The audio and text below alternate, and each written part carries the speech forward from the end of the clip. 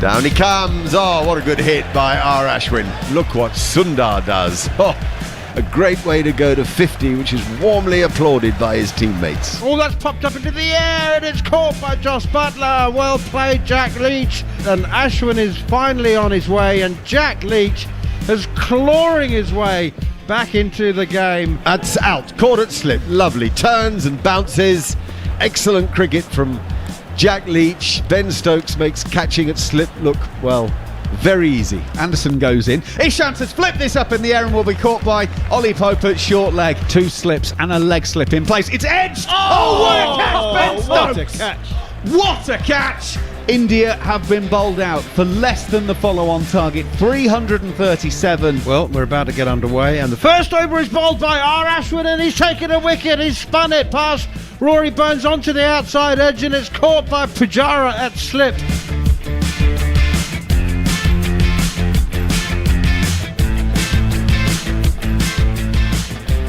Well, as if yesterday wasn't something to behold, so too this morning. 4 wickets falling for India. England finally finishing them off for a total of 337. And then Rory Burns getting out first ball for the first time in Test match cricket, only his second time in his career. And England were 0 for 1. They're now 1 for 1. England didn't enforce the follow-on. Welcome to all of you joining us on TalkSport 2. We have live and exclusive coverage of England's tour of India. And if it continues over the next month or so with the drama that we've had over these 3 and a bit days, well, we have a treat in store. This really is a fascinating Test match. England chose not to enforce the follow-on, having a lead of 241. I think that's the right decision. Joe Root wouldn't want to bat long into the final session today. He'd like to get bowling again today for sure. Wants to give himself 3.5 sessions to bowl out India, and there's a very good chance to do that. When the wicket fell, there was a tendency to sort of sense an element of fear, to see the downsides. The fact are that England are 242 for 1 in the match with a day and 2 sessions remaining. So it's an incredibly strong position for them to be in, and the dressing room shouldn't start to think negatively at all. In fact, it should think very positively about getting another 120, say, another 130, and getting bowling again, because it's a great opportunity to win a Test match here in India, go 1 up in the series against a fine Indian side. Steve Harmison is alongside me, Darren Gough too. I say alongside me, we're in these fabulous studios here in London, right next door to the building The Shard, overlooking the city. It is not yet any daylight, but there's a bit of reflection on the water. There was some snow overnight, which is still on the pavements and the roofs of the cars, 17 floors beneath us, so that in itself is quite a sight. It's a glorious day in Chennai, of course, not a cloud in the sky there, as there hasn't been throughout the match. A reminder, England 578, England 337, and England 578, India 337. England now 1 for 1. Goffey, Harmy, if I can call you that, 2 brilliant England new ball bowlers. This is a wonderful opportunity for England, isn't it? Absolutely wonderful opportunity. Going to India, just come off the back of absolutely beating Australia in their own backyard. England offer a great series win, well, 2 series win against Sri Lanka. Full of confidence coming into this series, and they find themselves in a great position, and like I say, 5 sessions to go. And England are in the box seat to win a Test match. It's going to be interesting, and how positive we see this England team moving forward in this next session, because they've got a good lead. What is it, 242 now? In the back of the mind, there will be, the way India can play against spin, that doubt, but there shouldn't be. England have been on the box seat most of this Test match. Whatever they get this second innings, I think they should have enough to win it. So go out and just be positive. Yeah. Harmy, before I come to you, I just want to tell our listeners who may be waking up, tuning in for the first time, because all of the wickets this morning were of interest. First to go was R. Ashwin. He was caught by Joss Butler moving to his right about 3 yards off a really good ball from Jack Leach that bounced and hit the shoulder of his bat. A classic sort of left arm spinner's dismissal. Shabazz Nadim again, shoulder of his bat on the back foot again. Leach getting it to really go, and Ben Stokes took an easy catch. Then Ishant Sharma was bounced out by James Anderson. Credit for Anderson for getting the ball up at throat height. Jasprit Bumrah quite brilliantly caught at slip by Ben Stokes. A memorable catch. Anderson bowled it full. It moved just a touch. Bumrah edged it second ball, and Stokes pulled this thing off inches from the ground. And it was the stuff of genius and athleticism and all the things we know about Ben Stokes. Washington Sundar finished unbeaten on 85, a superb innings from 138 balls. He hit 12 fours and 2 sixes and is a real talent. Now Dan Lawrence is out there. Burns having got out first ball. Dan Lawrence is out there with Dom Sibley. A couple of other balls beat the bat. India, of course, buoyed by the wicket. So Ashwin will now bowl to Dan Lawrence, who's on a pair. He comes down the pitch and he's off a pair. In fact, he's played a beautiful little shot, a little clip for 4 down to straightish mid-wicket. Lovely way to start after lunch, Stephen Harmison. Well, a lovely way to start and a lovely way to get off the pair. You know, nice little shimmy down the crease, gets his head and his body just outside the line of the ball, the offside of the ball, player with the spin, and he hit the ball between the catcher on the leg side, who was about 12, 15 yards away from the bat, in the gap, and lovely shot for 4. Confidence booster. First ball there for Dan Lawrence. It's missing leg stump, I think. They appeal for LBW. He was back, was Lawrence, working at leg side. It hurried onto him. He's using the new ball, is Ashwin, so that you get that skid, the overspin, if you like, and it really hurried onto his pads. Oh, Kohli doesn't know what to do. He decides against it.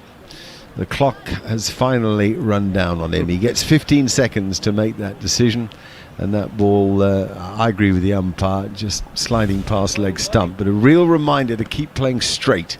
Absolutely crucial. Ashwin again, and he comes forward this time and does play pretty straight. It hits the thick inside edge and runs out onto the leg side. We get the replay on television now. That's one chance we have to have a look, and that's a good decision by the umpire. Definitely missing leg stump. Here's Ashwin again.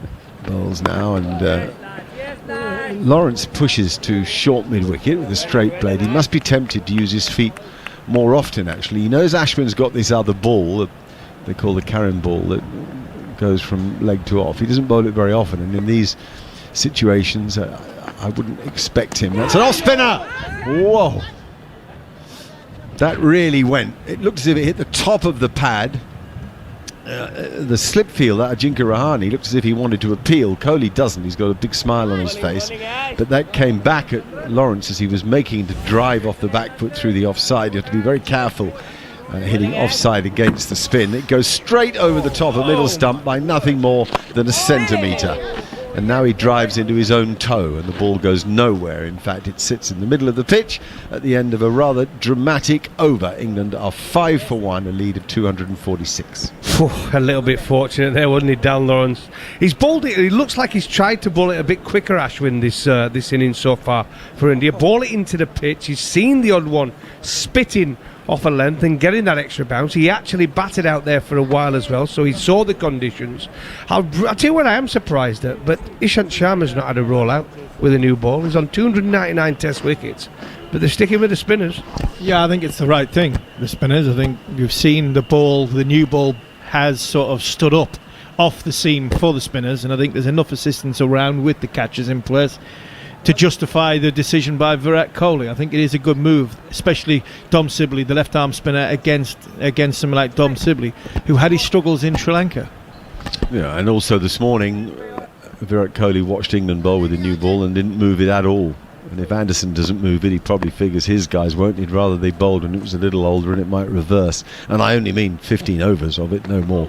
Now, Shabazz Nadim bowls a nice length. It's left alone by Dom Sibley just outside off stump. This is the classic, isn't it? This is the oohs and ahs. This is the vultures round the bat wanting your blood, wanting to feast on your carcass, I should say. And you know, you just have to have the courage for it as a batsman. You have to hang on in there a bit, accept that things might go the way of the bowler as you're beaten on your outside edge. But Sibley was very good there with his stride to the ball and the push to mid off that got him a single, so he's off the mark as well. just got to hang on in there, take your chances to score, and accept that for 20-30 balls while you're out in the middle against spin, and they're all round the back falling for your blood. I can say again, it's really hard. It's not for the faint-hearted. Good Indian side, good bowlers, a pitch that's helping the bowler. You've got to have a big heart. Good Test cricket. It's what it's all about. Good Test match cricket. And this difference between the men and the boys, and that's what Lawrence and Sibley have got to learn very, very quickly. Well, Lawrence is facing now. He goes forward to Shahbaz and just rolls out onto the leg side. His tendency, Lawrence, is to hit leg side. That isn't to say he can't drive off the back foot offside. He's just a little more of a leg-sided player because he gets the face a bit shut. Likes to use that bottom hand. That's not necessarily a bad thing. Here, of course, he's going against the spin, so he needs to be wary of it. Shahbaz bowls again, and he plays a little chop, if you like, down to backward point for no run. In fact, when they went off just at the lunch break, Ashwin and Nadeem were having a chat about Dan Lawrence, about he plays really square the wicket on the leg side. So I think we'll see the Indian spinners using that tactic, hoping to get him hit on the pads, playing across the line. Shahbaz again. That's more leg-sided and suits Lawrence, who has a little, I suppose, a pace down the pitch, nothing more than that. And that's got him near enough to the pitch of the ball to push it wide of mid-on for a single. These singles matter. They don't seem much, but they add up, and they allow you to rotate the strike and to keep the scoreboard moving. And they're very important things when a bowler is trying to apply pressure. And there's another one of them. Push out to mid-off, wide of mid-off. I don't know that Kohli will be that happy with those two singles, actually. Maybe get his quicker fielders in those positions. Anyway, Lawrence has 5, Sibley has 2, and after 4 overs of England's second innings, it's 8 for 1. If you're waking up, England finally bowled out this Indian side for 337. Dom Bess finished with the best figures, 4 for 76. Jack Leach had 2 for 105. James Anderson, as ever, so reliable, 2 for 46 from 16 overs and 5 balls, and a couple for Jofra Archer yesterday morning, 2 for 75 for Archer. So they're the wicket takers.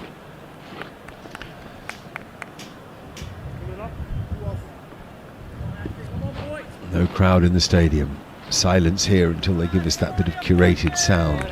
Rather sad to see stands old and new empty.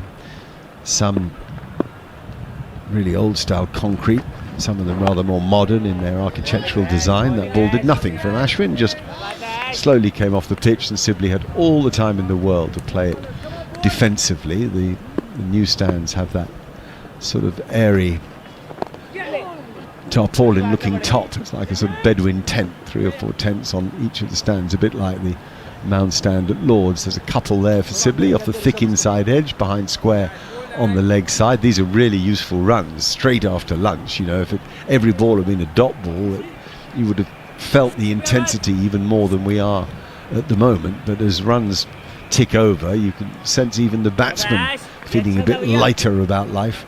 Other stands here at Chennai really do look old and beat, the old Indian concrete bleachers. And he's back into line is Sibley, and he drops his back down. Goffey, I think you're dying to say something. No, I'm just going to say I think England throughout this Test match have done that well, Mark. I think they've rotated the strike, and they've not allowed India to build any pressure on the batsman. That's quite full and nicely played, actually, by Sibley, who leant on it and worked it with his wrists, rather like an Indian batsman might do, to mid-wicket, who did the fielding, so there's no run. Sibley certainly learnt from Sri Lanka. He looked all at sea in the first 2 tests, but played that superb innings to help England to victory in effectively the 4th innings of the series played by him. England winning the second test to go back-to-back over there. Nicely played again. Sibley well forward, this time closed the face even more and got a single out to the man at deep square leg. England 11 for 1. That is a lead of 252. fact, both these players are really strong, aren't they, off the legs? They both look to hit the ball to the leg side. So the off-spin bowler to them, they're quite comfortable with the ball coming in. Down the pitch comes Lawrence, gets himself outside the line. The reason you heard that exclamation from the stump mic, because he missed the ball trying to drive it hard wide of mid-on, and it thumped into his pad. But as I say, he was a yard at least, I should think, down the pitch. Great to have all our TalkSport listeners with us as well. Obviously we're live throughout the series on TalkSport 2, but intermittently we're back for quite long periods on TalkSport. So good morning to everybody. If you have just joined us, I'll repeat it. England bowled India out for 337. That was a lead of 241 on first innings. Joe Root did not enforce the follow-on. England are therefore batting again. We have the rest of today, so the best part of 2 sessions plus the whole of tomorrow for England to try to win this match. England now 11 for 1 though. Rory Burns was out first ball, caught it slip. A good delivery from the off-spinner R. Ashwin. Here's Shahbaz Nadeem bowling to Dom Sibley, who plays well forward. Big stride there from a big man. You're always surprised how tall Dom Sibley is. I expect Zach Crawley to be tall, but Dom Sibley is pretty much as tall. They're both huge men, strongly built guys. Tall for opening batsman as he goes forward and plays a defensive stroke of great solidity. Yeah, a tall guy, but he's lost a lot of weight, Dom Sibley. He's lost a hell of a lot of weight since his first test match. There's a lot of puppy fat, I think, on Dom Sibley, and he's got himself in a fit condition. Yeah, fit as the old butchers, as they say. That's 4. He goes back and he hits it in front of square. It was a cut stroke that was meant to go a little squarer than that, but because the ball came off the surface so slowly and didn't bounce as much as he thought, he got it in front of square and he punishes it, which is good news. Spot on, Mark. He was just going down and told Dan Lawrence, but it came off the surface really, really slow, and it was meant to go squarer, but it ended up going in front of square, but run away for 4. He still hit it quite well, didn't it? Timed it well. And as I say, it's a fast outfield here in Chennai. It is, actually, yeah. And it's got drier. It was a lusher, more emeraldy green, I would say, at the start of the match. But now you can see some brown patches. Baz bowls again, and Sibley is comfortably forward. Really well played. A lot of people asking about how you get us. Well, the really simple, effective and highest quality answer is download the app, the TalkSport app. If you've got the app on any of your devices, you're fine. Swipe it left, you can listen to us till your heart's content, or otherwise, of course. 16 for 1, as that is pushed out onto the offside by Sibley, giving the strike to Lawrence. We hope we bring you content with. Well, let's hope so. You do, with your natural humour and verve and personality. I'll tell you what, when it comes down to the spin of India, it's a big day this actually for Nadeem, because he's coming to the side. Obviously Jadeja's their main left arm spinner. He's obviously out of the first 2 tests because he picked up that injury in Australia. Patel, their second spinner, left arm spinner, is pulled out injured.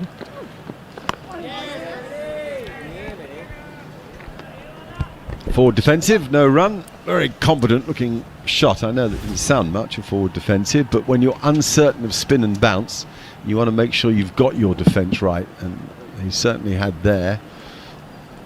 Bending low, getting down low to the ball. End of that over. 16 for 1. You're listening to live commentary of the first test between England and India from Chennai on TalkSport 2. The best way to listen, I repeat, is by downloading the free TalkSport app from all good app providers. Then all you have to do is swipe left to listen, so you won't miss a ball.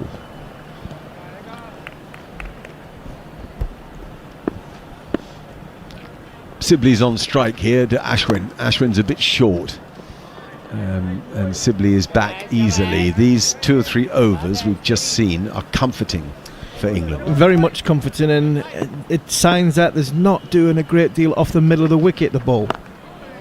No, which isn't really what England want to see, actually, as Sibley plays forward again. That Sibley and Lawrence are untroubled is not ideal. No, it's not ideal. Just outside off stump, probably fifth stump. There's a little bit of spin. It's happening. And that's short, and he's back and gives it a punch to mid-wicket, but for no run. What I would say is that he's more of an overspinner than a side spinner. Yeah, but the same with the left arm spinner. There wasn't a great deal. That last shot, the last ball, the last over, pitched on the good surface, and it didn't really misbehave. That's true.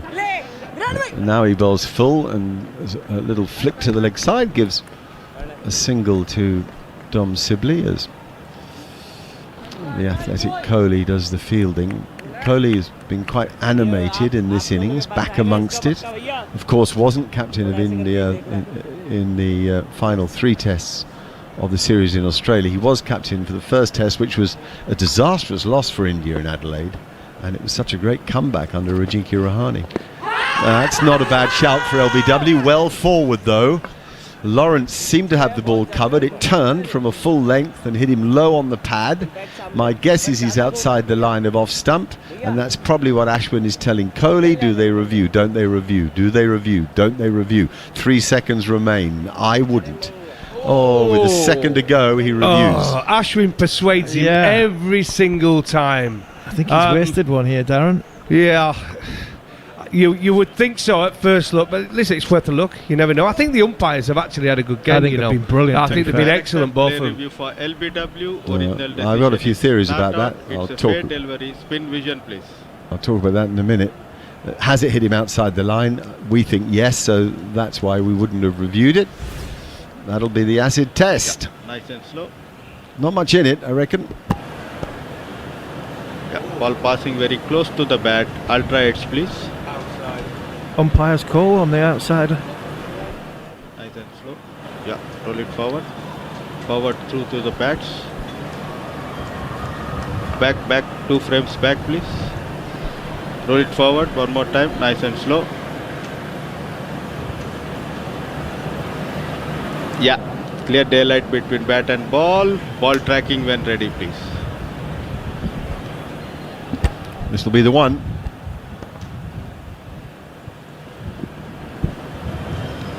Impact outside off. On-field umpire on screen, please. Anil, stay with the original decision. You're on screen. Give not out, please.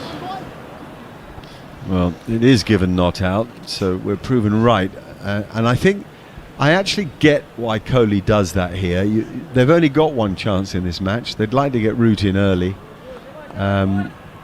They can't let once England have built a score with wickets in hand, that there's very little they can do. So I think I can see why you'd use it tactically there, particularly when you've got 3 of them. Ashwin again now, and Lawrence drives and it comes off a thick outside edge. Doesn't go anywhere near where he meant it to go, but he gets a single for it. Well, England tried to use it tactically, trying to get Jack Leach into the game, didn't they? On 2 occasions where he took a little bit of tap. Oh, there we go, the sirens are off. Another no ball from Ashwin. India, so not had much discipline, have they, in this game, really, with the ball. So many no balls. And there've been big ones as well, Darren. Oh, huge.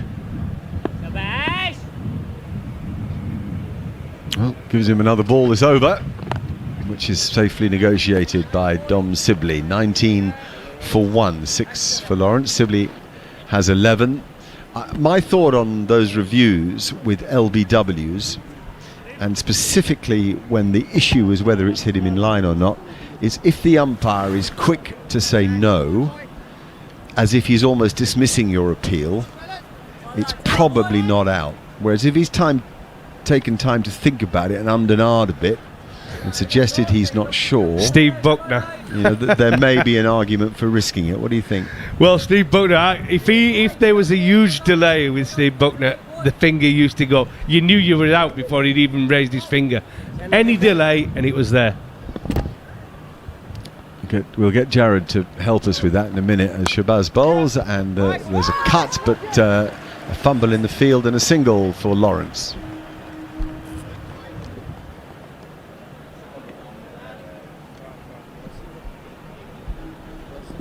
Well, Jared's talking, but we can't hear him. Such wisdom, lost in dead air. He can go again, apparently. Go now, Jared. You're all right to go. So they just recently released all the data from all the reviews that have been done around the world in Test cricket. And it seems like off-spinners are the worst at doing reviews. And it's against right-hand batsmen where this actually becomes a problem, because they usually hit outside the line of off-stump. That was another forward block. We've had a few in this match, and there's no run from it by Dom Sibley. And if it doesn't hit outside the line of off stump, it usually spins past leg stump. So generally when you review an off spinner, you lose the review. Okay. I would also say, after another forward block that rolls to mid-wicket by Sibley, I would also say that spinners in general have benefited from LBWs on the front foot in the way that they would never have done in the old days, and off spinners are amongst them. And Graham Swan admits that. That's much quicker, flatter, a sort of round arm ball, and he plays it off the back foot and nothing comes of it. Sibley on strike. I've always been in defence there, because if John Embry would have played in the modern era, he would have had double the test wickets he's actually got. He would, and that Shane Warne slider, that's a lovely forward shot. You've got all his body in the right shape there. Sibley playing confidently at the moment. He has 11, Lawrence has 7, and it's 20 for 1. Yeah, John Embry, I've always been a big fan. I played against him a few times. I used to watch him, obviously, growing up, and such a fantastic bowler. But when they used to sweep against the spinner, as soon as they swept, they were never going to get an LBW decision. Nice bowling from Shahbazi, gets extra bounce there. It hits the splice of Sibley's bat, but safely so as it drops down. And it's 20 for 1. That's only partly true. I think that's true in international cricket. In county cricket, a lot of the old umpires, who were old pros themselves, used to give you out for the shot. They didn't approve of the sweep shot. They wanted to see you hitting down the ground. Up would go the finger, whether you were hit outside the line. Well, that's just bad umpiring, though, isn't it? I get the same now. It's the same in club cricket. You watch a game, and club cricketers that are listening to this will relate to it by saying any sweep shots. If you're a spinner and you get a sweep shot on the pad, 9 times out of 10 you're giving out, no matter where it's going. So, but that's modern day though. Now they are giving out. Doesn't necessarily mean it's out though. I'm going to let Harmison and Goff have a little tiff as Ashwin bowls again. Lawrence plays it safely out on the offside, and Andrew McKenna takes over commentary. It's like anything, Hammer. When you're watching on TV, they're giving out. So when they're playing in the league on a Saturday, whether you're in Newcastle or whether you're down where I live in Buckinghamshire, if he hits you on the pads, they think it's out. Ashwin is on his way, right arm over. Sibley is at the non-strikers end. Lawrence plays a sweep shot, hits hard actually, and it will be fielded down on the long leg boundary. They will take a couple. 22 for 1. England's lead 263 here on TalkSport 2. I know what you're saying, but doesn't mean that it's out though, Darren. Do you know what I'm saying? Just because it's out on the telly doesn't mean it's out in it's easy umpiring. Oh, we'll give it out because it's a sweep shot because we've seen it on the telly. I know that, but what I'm trying to say to you is, but in the old days it would have just not been out. Yeah. But now they've seen so many replays that are actually out. Ashwin is in. Lawrence off the back foot, punch into the short mid-wicket fielder, and there is no run. The thing I'm enjoying about this though, in this innings, because of the inexperience of Sibley and Lawrence, this is a fantastic little regard that they've come back at India with. Lawrence deep in his crease, pushing Ashwin up to mid-wicket, no run. I don't think it's a bad time to bat for England, though. There's no real pressure in the game. They've got a lead of 263. I mean, even if they were 80 all out, I mean, they're still favourites. Ashwin goes in, and Lawrence is taking a straight ball, putting it through square leg. Virat Kohli will go round and field, and will take a single. England go to 23 for 1. 264 is the lead.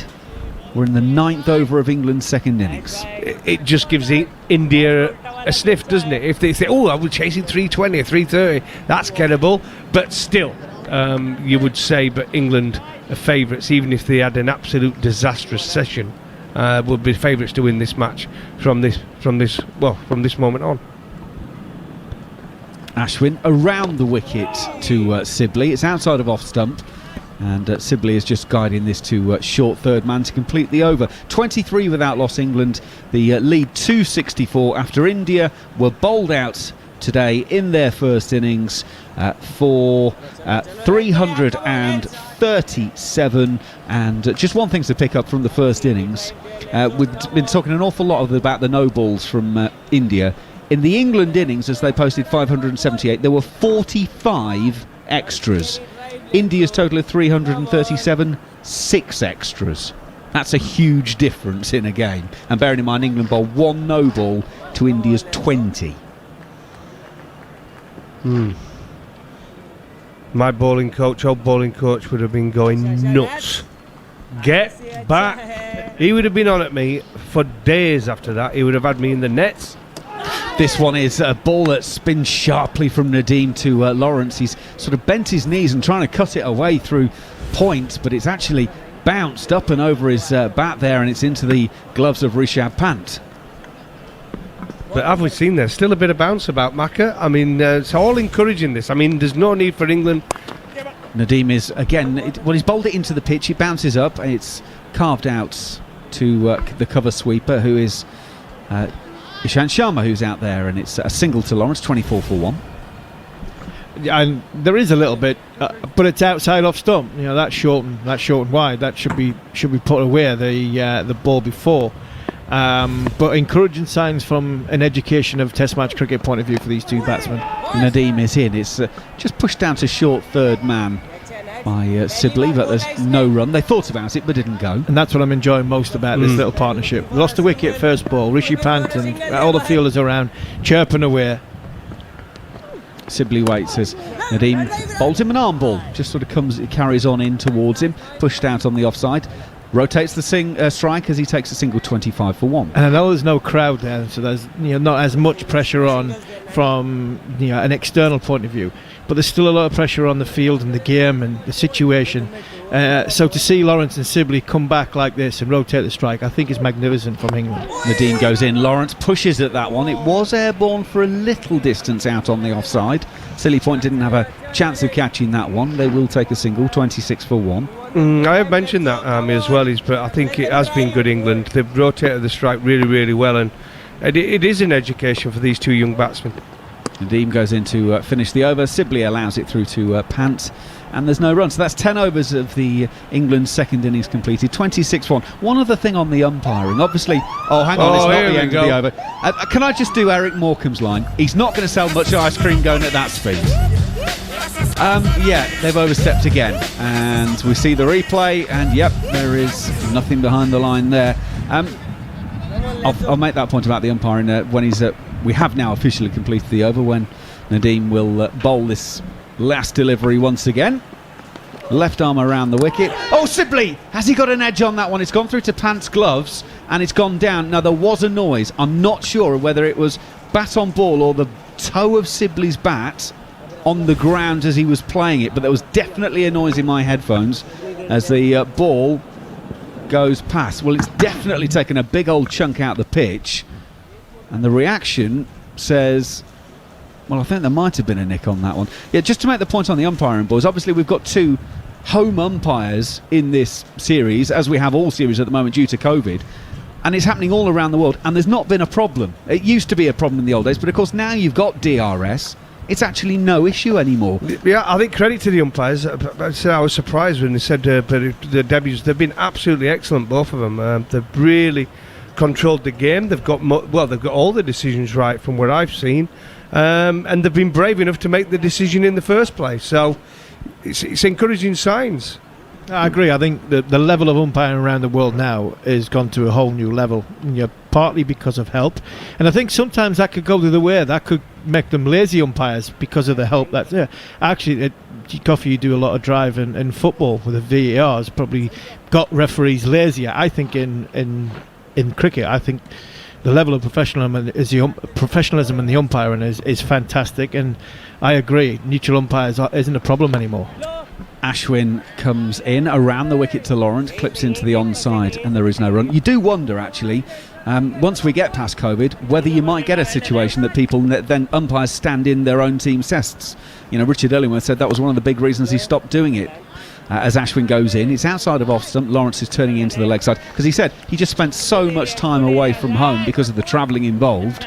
Well, I mean, look, there are other factors as well, of course, but as Lawrence plays this back to Ashwin, but we have a perfectly working review system in cricket. So why can't you have home umpires now? Well, if you have an elite group of umpires, though, you want them doing. Ashwin in once again. Lawrence deep in his crease, drops it out on the offside and takes a single. England go to 28 for 1. And some of the guys actually love being in the arena. These guys who are going to be umpires want to get to the very top. elite umpires and travel around the world, umpiring in lots of different conditions.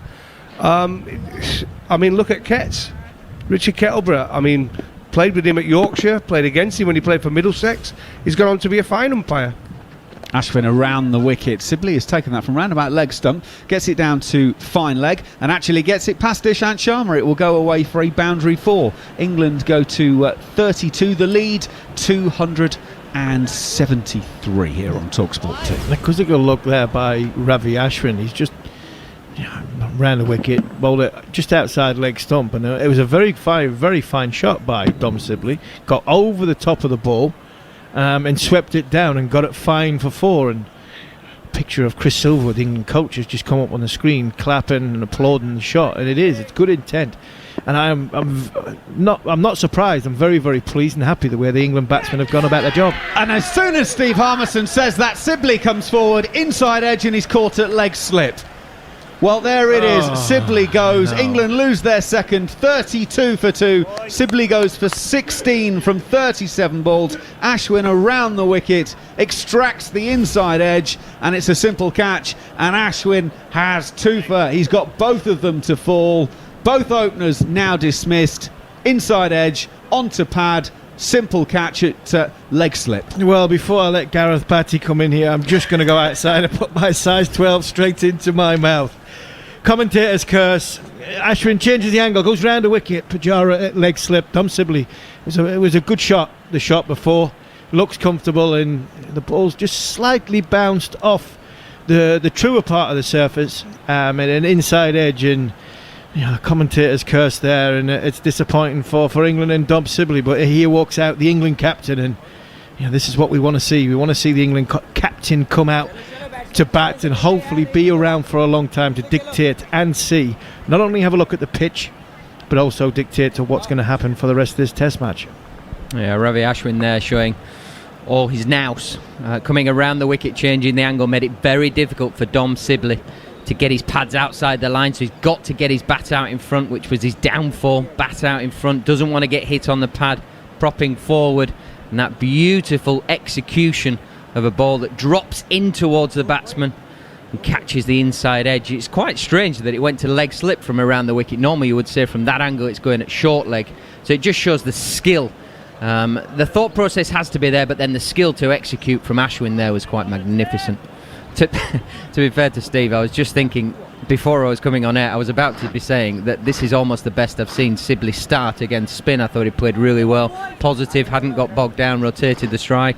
And the sweep shot, it's something that we haven't seen a lot of him, so I thought he was playing very, very well. So if it wasn't you, Steve, it'd have been me. So Joe Root is at the non-strikers end. It was the last ball of the over, and Nadeem will go into bowl to Lawrence, and Dan Lawrence just pushes it out on the offside, and there is no run. It's one of those strange situations that, in terms of the game, it doesn't matter that much the wicket in a sense, but it does to Dom Sibley. This occasion, Lawrence is getting a ball that's slightly short of a length from Nadeem, hits it out to Ishant Sharma on the cover sweeper, and will take a single. He goes to 13. I think in some ways, though, he can take great heart from the way that he played, because up until that ball, he'd been in full control. Possibly, as we see the replay, his head had just fallen over a fraction too much, hence why it went to leg slip rather than short leg. But I think either way, it would have been very difficult to keep that one out. It's a wonderful piece of bowling. Worth reminding you, if you haven't been with us from the very start of this second innings, that India have gone spin all the way. Ashwin had the first over, took Rory Burns' first ball of the second innings, and then Nadeem has bowled at the other end. So no Ishant, no Bumrah so far. It's been spin all the way, and it's Nadeem into Joe Root, first ball of his second innings. Well, I don't know quite what Rishabh Pant is screaming at there. Maybe he's done a hamstring or something, but there was certainly no need to get excited from the delivery or indeed the shot, because Joe Root finds the cover fielder absolutely no problem. Slightly more of a problem as Nadeem is just on the way there and Joe Root actually backs away. I think he heard something being said, maybe a fielder needed to be moved, but he wasn't ready. So Nadeem goes in, little bit of air on that one. Joe Root is sweeping straight away, and there's no sweeper on the leg side boundary, so Joe Root is underway, second ball of his innings with a 4. We've seen Joe Root sweep brilliantly in Sri Lanka, now in India. I'm surprised that India haven't got a man there for that one just to cut that off. England go 37 for 2. Yeah, I think it's worth the gamble from India just to try and graze that front pad early on in his innings, but Joe Root is such an accomplished sweeper. He gets in a great position, he gets low. For a tall man, he gets very low, keeps his eyes level. Took that one early, took that almost on a full toss, and it wasn't a full toss ball. That's just down to the position he got into. 278 in front of England as Root pushes this into the offside. There's no run. Virat Kohli pounces on it, gets into a position to be able to throw, then remonstrates with the fielder who should have been backing up at the non-strikers end, saying, I was about to throw but you weren't there. Virat Kohli is a man who wears his emotions on his sleeve. In goes Nadeem. Joe Root goes into the leg side once again. It's a second 4 in 3 deliveries. Nadeem is outside of off stump, bowling left arm around, but Joe Root has found the angle, he's found the gap. He's got 8 from 4 deliveries faced. Yeah, this is all about just having your plans and being brilliantly executed by Joe Root. There's a square leg and a mid-on the leg side. The ball that isn't challenging the stumps, which that one from Nadeem was just pitching outside, is a free hit to a guy that can sweep and sweep slog like Joe Root, gets in great positions. The only slight element of doubt is whether it bounces and gets the top edge of the bat, but he's so accomplished, rolls his hands and his wrists so the blade closes as he strikes the ball to take that out of the equation. It's a free hit to him, and the England captain is off and running, and his form just keeps getting better. He's 8 off 4 balls when England are right under pressure, and it goes back to all the noise from Pant. He's trying to make up for the 50, 60, 70,000 that aren't in the ground in one little fella behind the stumps. Ashwin to bowl around the wicket. It takes the inside portion of Dan Lawrence's bat, rolls out to short leg, and there is no run. Remember, of course, that we are going to have real live people in the stadium for the second test. I think it's 50% of the stadium that they're going to allow to have capacity. So about 25,000 people. Ashwin goes in. That one is a quicker one. It hurries across Lawrence. He's trying to punch that into the offside. Goes past the outside edge and through to the wicket keeper, and there is no run. So Ollie is doing a great job pressing the buttons and giving us the crowd noise every now and again, but he'll be somewhat less employed in the second test of the series, because we will actually have sport with real live proper spectators. Ashwin in, Lawrence pushing forward, and there's no run. Yeah, I think in this part of the game, or certainly the last 10 overs of the game, this is where the crowd would actually come into it in England. The noise, the volume of noise they create adds to the atmosphere around the bat and the pressure felt by the batsman.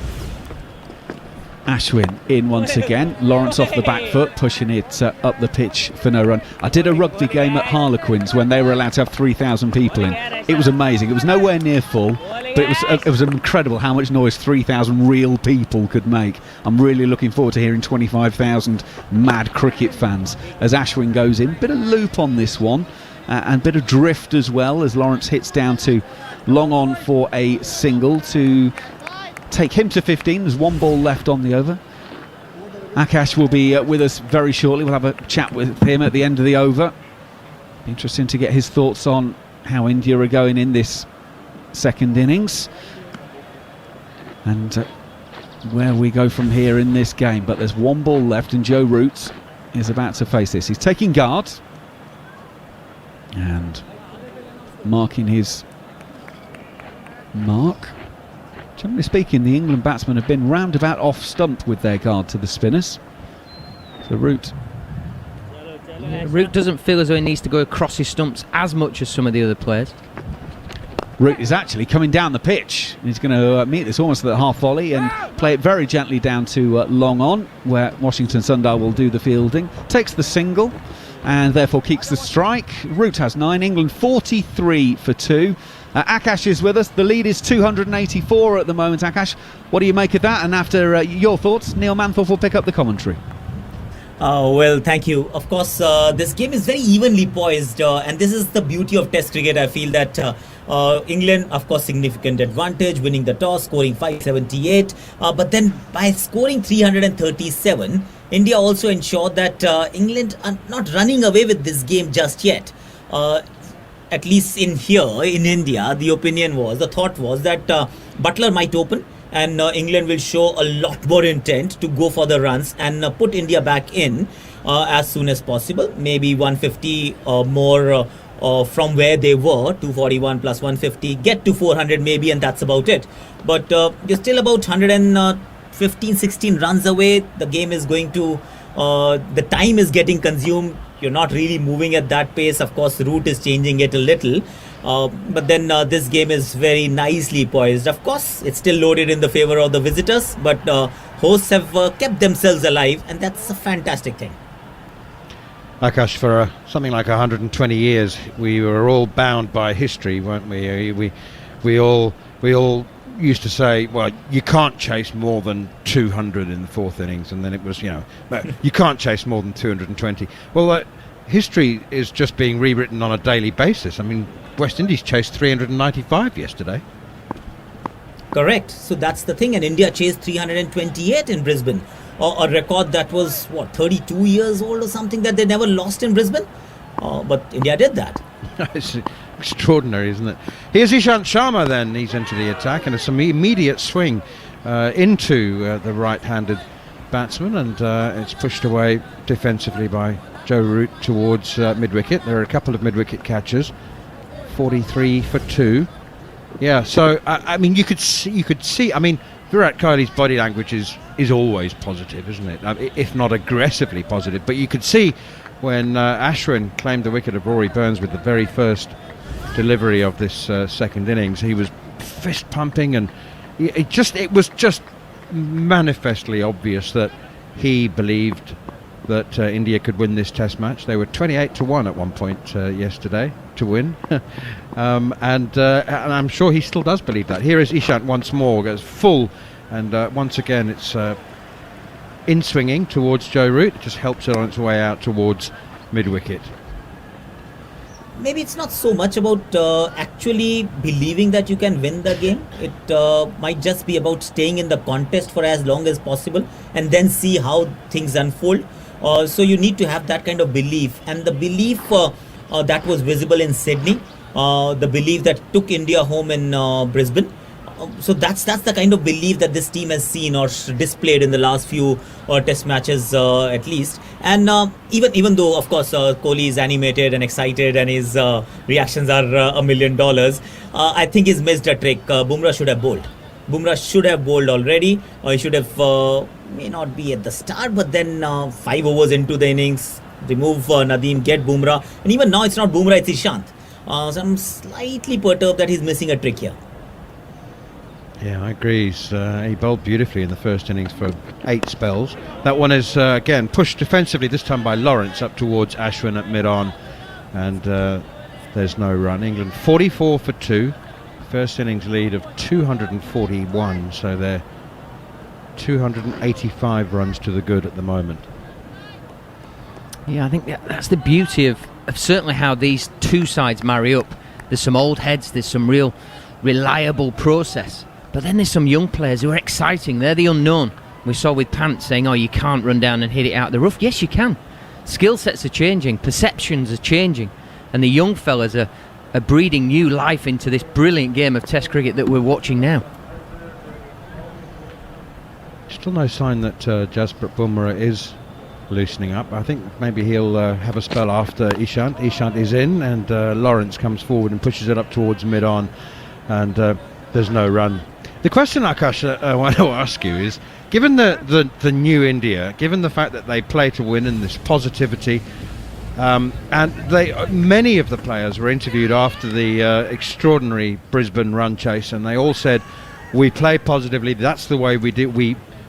If we lose a couple of games playing positively, and they don't lose very many at the moment, then that's fine. We're prepared to lose a couple trying to win. The question is there enough left of the old India? Can they grind out a draw tomorrow if they need to? Come back to that. Here's Ishant once again, left alone outside the off stump. 44 for 2. Well, you do have a Pujara. For every Kohli or a Rohit, you have a Pujara in the mix. Of course, there is no Hanuma Vihari, but then Washington Sundar has proved that he's a very capable bat. Ravichandran Ashwin had that rear guard action in Sydney when his back was busted, but he was still there playing, and then was there for I think 3.5 hours. So there is some amount of resolve and resilience and the old school cricket left in these guys. But yes, with Gill, with Rohit, with Pant, the chances are that you're thinking positive all the time. Rishabh Pant grinding out 4 hours of defence. Here's Ishat once again, and it's driven up towards Jasprit Bumrah at wideish mid-off, and they scurry through for a quick single. 14 overs gone.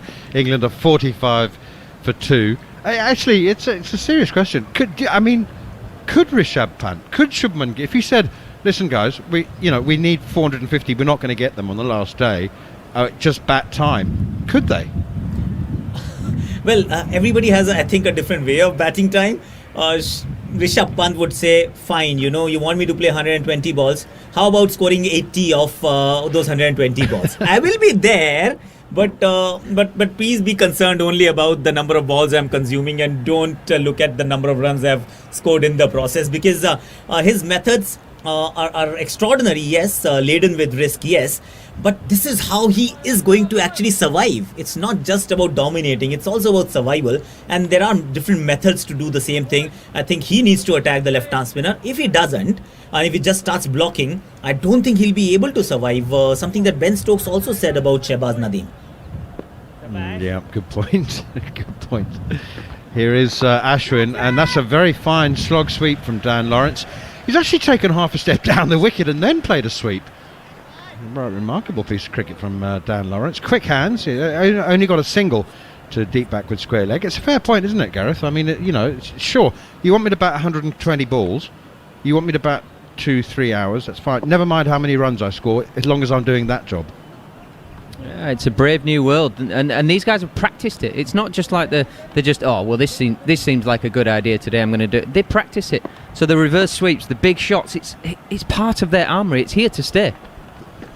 Here's Ashwin again, and there's another slog sweep, this time from Joe Root. Nobody on the deep mid-wicket boundary. In that sense, it's a free hit, and he hits it beautifully, and it bounces just once before jumping over the boundary triangles. That's a lovely, lovely slog sweep from Joe Root. Oh, classy Joe Root. The previous sweeps we've seen in this innings, he's rolled the wrists on it, not this time. Same position with his body, but opens the face on it so he can execute by hitting the ball up. All he's thinking is get it up outside the circle. If I get great contact, it might end up in row Z. Somewhere in between, like we saw there, gets a nice boundary. But it is, like you say, it's almost a free hit to such a wonderful sweeper. 3 close catches on the leg side as Ashwin is in once more.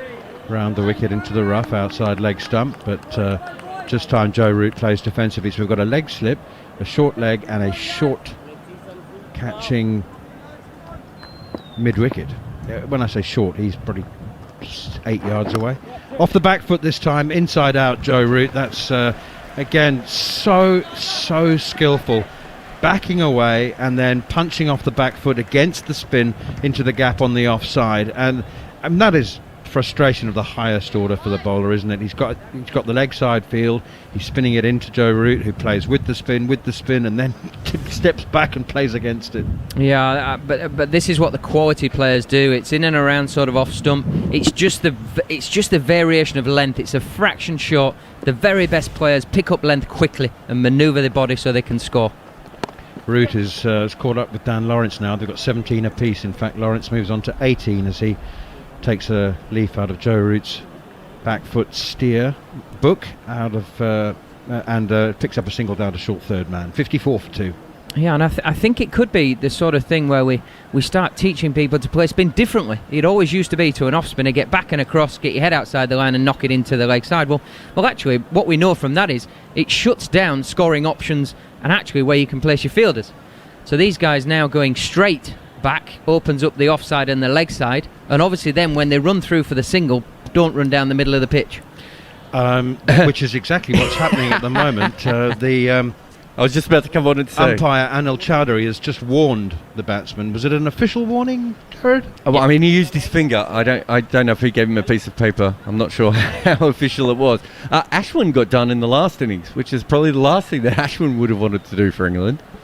Here is Ashwin once again, and again Joe Root goes for the sweep, gets a top edge down towards deep backward square leg, and it's gone for 4. Nobody on the leg side boundary, which is really interesting. I mean, it's in many ways Ashwin is saying, go on then, play the sweep, go on, sweep me, and he has, very effective. Was that a top edge? No, for me he's got his head so far outside off stump, he almost creates the angle like we see in the short form of the game where people are ramping. You're almost waiting for the ball to come past you as you strike. So you get it up and over, and it's all about getting your head a long way outside the line. So the ball's almost passing you over your left shoulder to then catch it up and clip it up and over that sort of wide, well, where a fine leg would be to a fast bowler. It's not even a deep square leg that you see traditionally to an off-spinner. He's getting it finer, and it's all about that position of his balance to get so far offside of the ball. England's lead moves on to 299. 58 for 2. Joe Root looking in sublime for. Yeah, it wasn't really a top edge, was it? He was hitting it in the air deliberately. Almost a scoop, do we sort of describe it as? Exactly, yeah, he was sort of deliberately getting underneath it. And so picks up another 4. Dan Lawrence on strike on 18. Joe Root already up to 21 off 11 balls. We're talking about the game moving quickly on days 4 and 5 in the subcontinent. We normally talk about clattering of wickets, not scoring at the rate Joe Root has started at. Brilliant effort.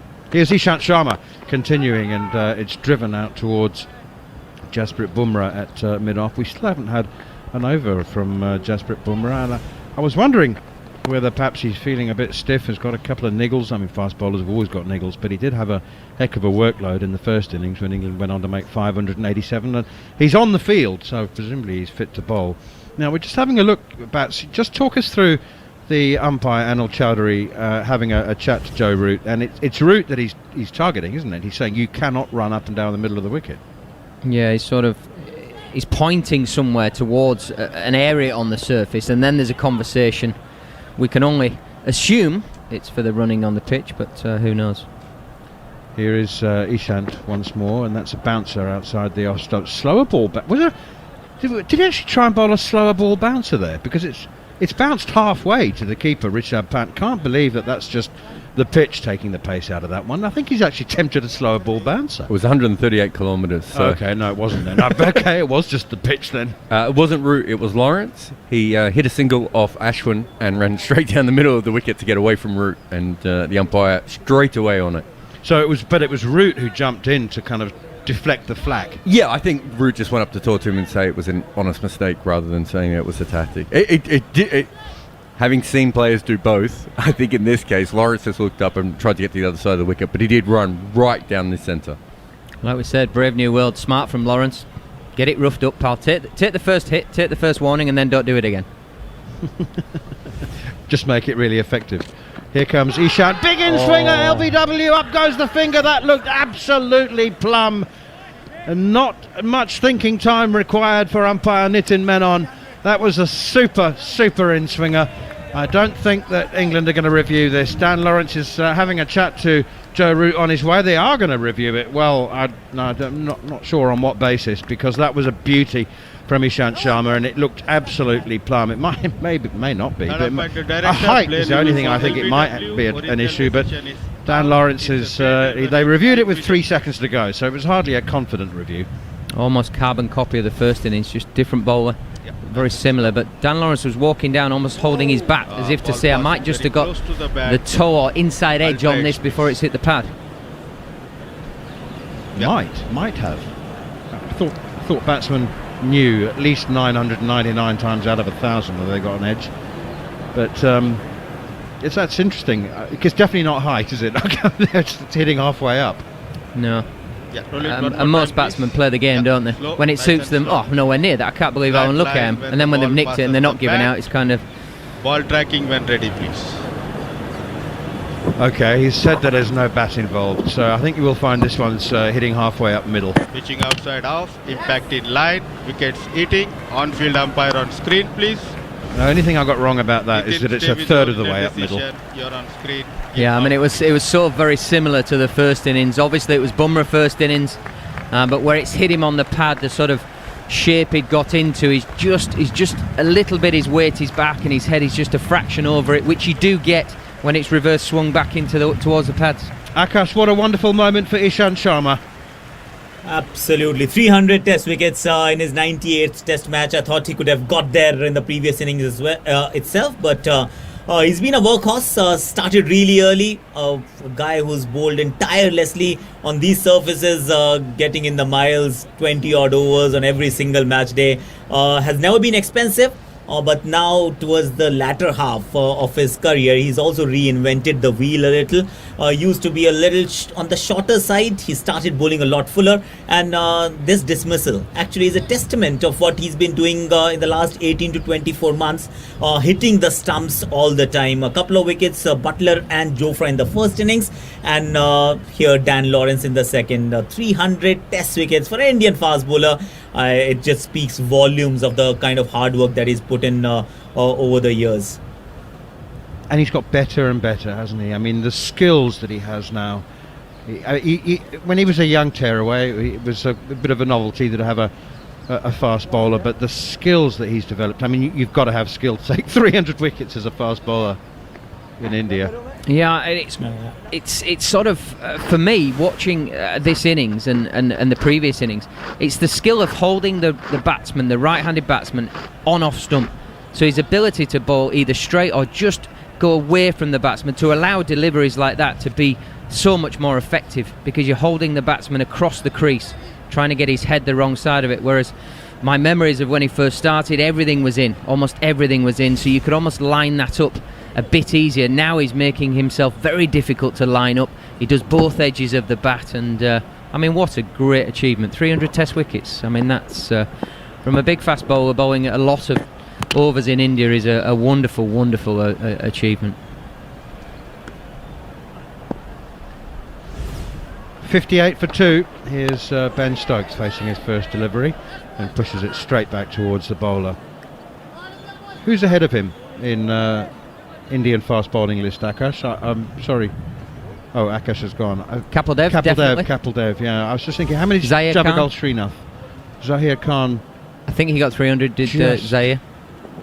Just crept over. I stand corrected if he didn't. Javagal must have been pretty close with. And he would have played enough games to be up at that sort of an amount.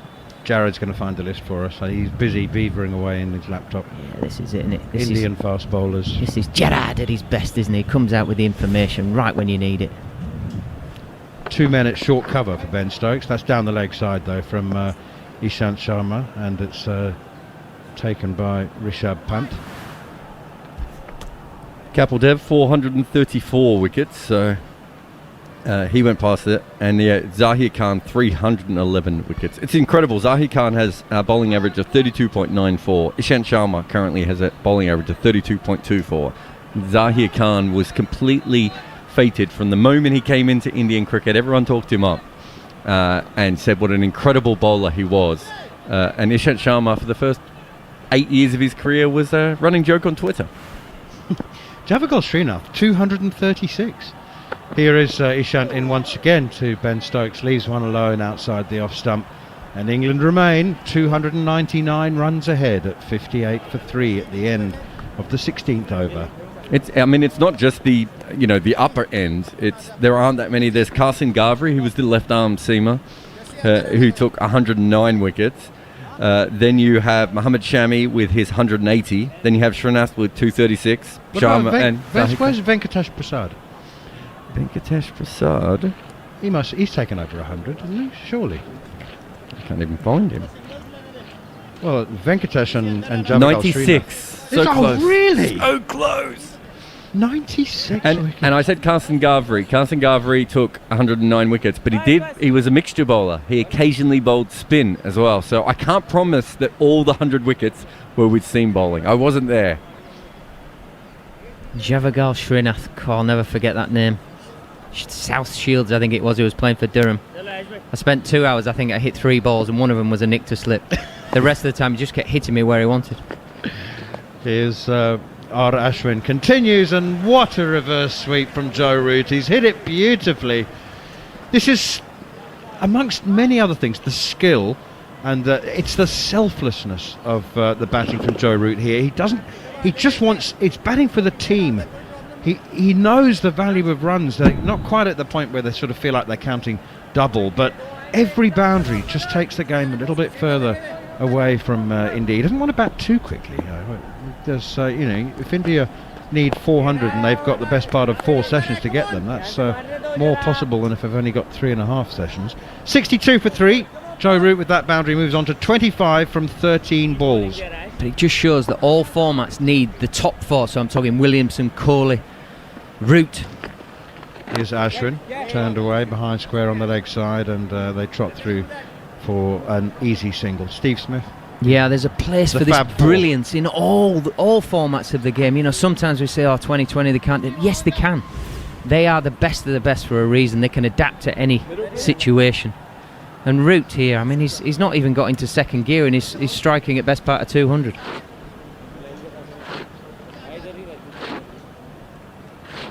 It has been a remarkable innings, I have to say, from Joe Root. I mean, 26 off 14. 63 for 3. England leading now by 304 runs. This game is galloping along. And Ben Stokes is not going to hang around. He's not going to. I don't think he's going to spend too long blocking. Here he comes forward to Ashwin, pushing it out towards cover.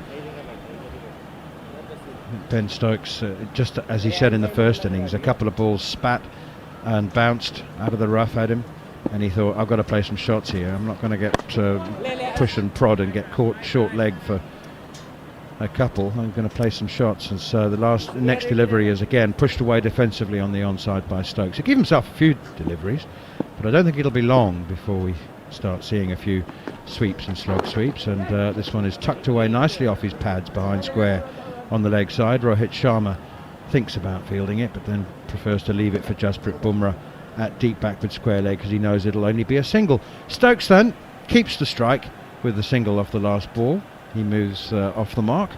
Joe Root has 26. England are 64 for 3, leading by 305 runs. Another word from Darren Gough, who's just moved into his seat in the commentary suite, and then it'll be Mark Nicholas for the next 20 minutes. Yeah, England in a great position, a leader 305. We've still 4.5 sessions to go. Fantastic. Joe Root's come in, and he's in obviously terrific form. He's leading from the front, realising England are in a dominant position. Just put his foot on the accelerator and try and up the scoring, and want to give his team as much time as possible to take 10 Indian wickets. And with Ben Stokes, it's the perfect partner. We know if he gets in, left-hander, he likes to play a few shots, especially that sweep slog towards deep mud wicket, which we saw Rishbhar Pant play really, really well against the left-hander Jack Leach. So as we sit in England, 64 for 3, only 17 overs gone, 26 not out from just 14 deliveries, Joe Root. And Ben Stokes just come to the crease and faced the 6 balls, and he's sitting on 1 not out.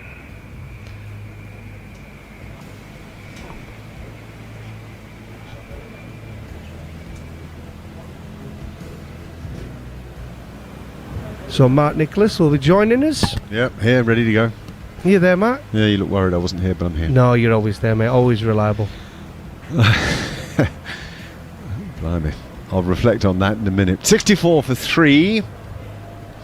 Root's come out and played as positively as we would expect him to, as cleverly, as attractively. He has 26 from just 14 balls, and will want to take the game away from India quickly so that he can control all the decision making in the remainder of the match. That's the important thing.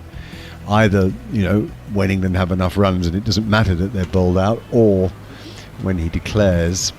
Ben Stokes is with him, so the two brains, the two really truly world-class batsmen, etc., together at the wicket during quite a long drinks break. The wickets that have fallen, Rory Burns was caught at slip first ball that he faced. That was a fabulous delivery from Ashwin, caught by Rahane. It bounced, shouldered the bat and carried to slip. Dom Sibley caught Pujara, bowled Ashwin. That was a leg slip.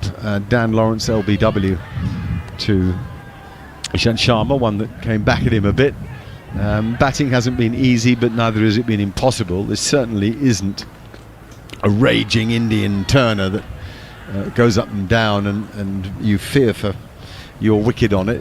Joe Root's proving that. So did Washington Sundar earlier, because England bowled India out for 337 and Sundar finished unbeaten with 80 odd. He played great. He played with a lot of common sense. He's actually a very elegant player to watch, so it was nice to see the strokes he played, particularly down the ground, and one cover drive. It was a a shot that was out of a book from many years ago, so old-fashioned was it in its execution and style.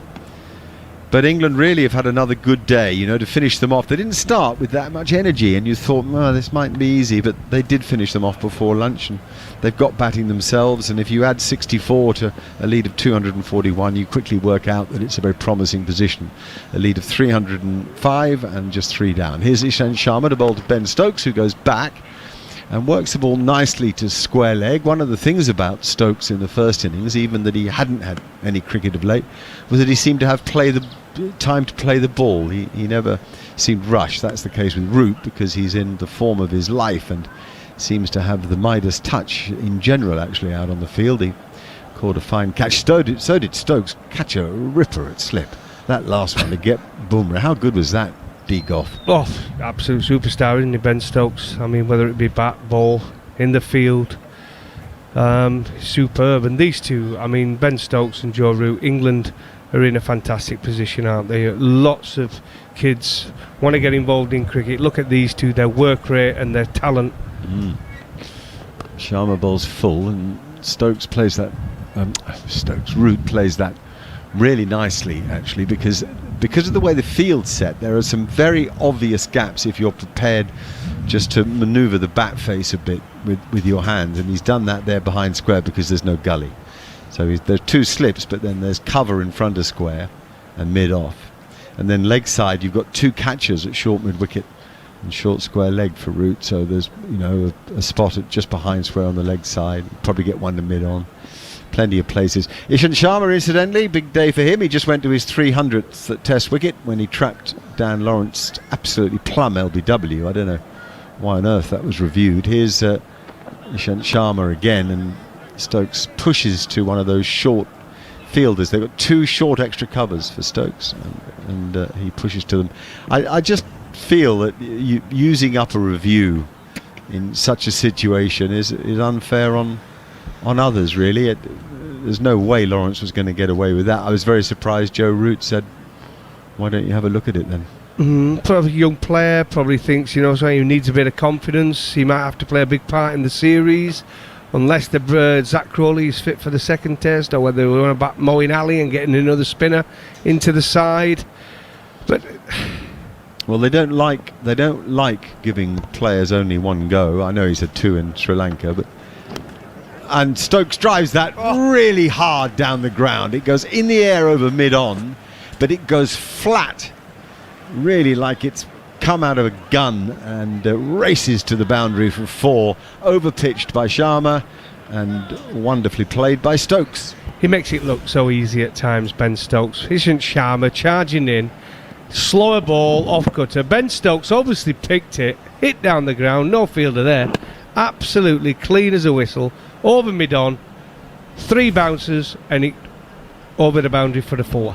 He did pick that quickly. It was a proper sort of off break, wasn't picked it? it That's very what he quick. bowled it as, yeah. That's why they've got those 2 short extra covers.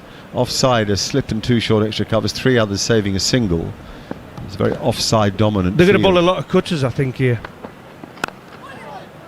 Yeah, and there is one of those short extra covers doing the fielding, because Stokes drove at that ball too on the up. To drive on the up on this pitch at the top of the ball's bounce, you've got a talent to do that, haven't you? And confidence, and he's got both. I think it's one of them pitches now, definitely, where the seam bowlers use their skills. We've seen the odd one take a little bit of the surface. It's really, really dry now. We're into the day 4 wicket, and I think it's a good idea. You got fielders in place and play to the conditions. Lots of cutters, lots of slower balls. Get the fielders in place. It's an attacking position.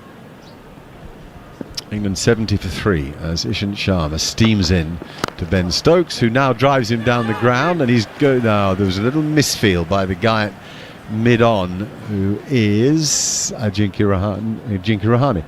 Normally he's at slip, because just a sniff of a run out there. Stokes hit it and ran quickly, so he is quick and probably would have made it. Anyway, he gets a single, he goes to 7. Root has 27, 71 for 3 at the end of that Ishant Sharma over. And we're actually having another look, and the TV tells us that Ajinkya Rahane couldn't gather the ball cleanly. He hit it well though, didn't he? Firm. Yeah, but sometimes that's when you get into trouble with a single, isn't it? If you miss-hit it, and the fielder isn't going to be able to attack the ball quickly enough. But if it's coming to you and you meet it and pick it up cleanly, direct hit, you never know. I'm not saying he would have been out, but you never know. I'm looking at Graham Thorpe. There's a shot of the England room there, and there's Graham Thorpe, such an excellent player of spin himself. Oh, bowled! Yes, yep, beautiful off spinning. Well, what about that? Lovely. Ben Stokes goes forward, looks to push out on the offside, gets the thinnest edge through to Rishabh Pant, who takes the catch. Terrific stuff from India here, trying desperately to stay in this game. Well, it's all encouraging signs though for England. Ashwin, let's say, he's not a big orthodox spinner of the cricket ball, but he's finding a little bit of turn and a little bit of bounce. So it's all encouraging signs for England. Ben Stokes will be obviously disappointed. Played away from his body, tried to push it into the offside. But Ben Stokes falls. He gets 7 off just the 12 deliveries. But 71 for 4 now, England. Still a big, big lead. Here live on TalkSport 2. The game is moving fast, and we've said this a lot about cricket in the subcontinent. The last 2 days goes quicker than the first 3. So much so that it can get away from you. And what they'd really like here is a sort of hour-long consolidation. But I don't think it's going to come like that. I think wickets are going to fall. I think England are going to score runs. And as far as I'm concerned, 350. If they get another 30 or 40, you know. I think Joe Mark's going to keep playing as he is. He's in terrific form. He's going to try and dominate the spinners, be positive, whether it's sweeping or whether it's using your feet. We've seen Ollie Pope play the way he likes to play. He likes to use his feet to the off spinner. He also likes to sweep. He can reverse as well. He originally got into the Surrey side, didn't he, as a T20 player. He's got all the shots. 360 degrees player. Fantastic. So he gets in. It'd be good for his confidence to get a few runs, but not easy conditions to come in knowing you're going to just try and up the scoring rate. Jared Kimber, over to you. That is the 6th time now that Stokes has gone out to Ashwin. He averages 19 when he faces Ashwin. Oh, bit of a bogeyman. Bogeyman Ashwin. Ollie Pope then. This great young talent. Made a lot of runs for Surrey. Really impressed as a young player in the county championship. And indeed in South Africa. Played particularly well over there at times for England. So I think this is a lovely opportunity for him. I actually said after his first innings 30 odd, which was a bit of a mixed bag, that it will have done him a lot of good. I think time spent in the middle in India against these quality bowlers is really valuable. So it was good that he sort of hung on in there and worked at the innings rather than just blazed away. I saw an interview that Ben Stokes did, and he talked about when he was younger, he found it hard if he'd not been plenty of time at the crease and not been playing cricket. But now he's used to it with playing in these tournaments and the way they don't have many warm-up games now. He's just become used to doing it that way. But for Ollie Pope, he's still quite young, isn't he? We forget how young he is. A fantastic talent. But he's been out of the game for a while, hasn't he, through injury? Yeah, this isn't easy either. There's 5 men round the bat. This is the classic situation in India. At least he doesn't have a crowd against him as well. In comes Ashwin. Down goes. Whoa, Ollie Pope comes down the pitch. Wants to get nearer the ball. Gets an inside edge. It flies away from the hands of short leg.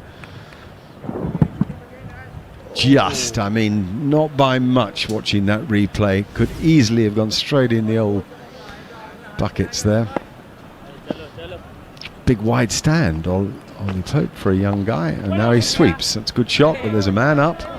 He lost the ball but found it again. Ishant Sharma made the stop. It's infuriating for a young batsman who wants to get off the mark. One inside edge and one well-struck ball straight to a fielder. You can feel it, the little build here. Ashwin now bowling that carrying ball, the one that goes the other way. Clever, quicker, flatter. Kept out by Pope. Great cricket. Bit of noise now from the Indian close fielders and excitement. Yeah, well, as I say, they are just still in the game. Down comes Pope. Lovely movement of the feet, but he drives firmly to short mid-wicket. I think it's Virat Kohli who makes the stop there.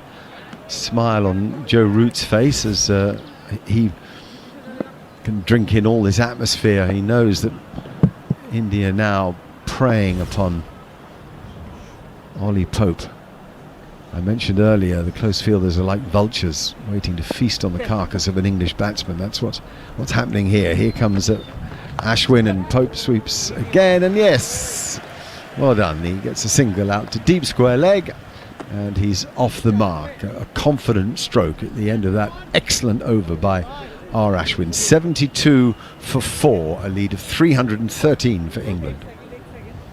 Yep, it's a good lead, and England looking to be positive.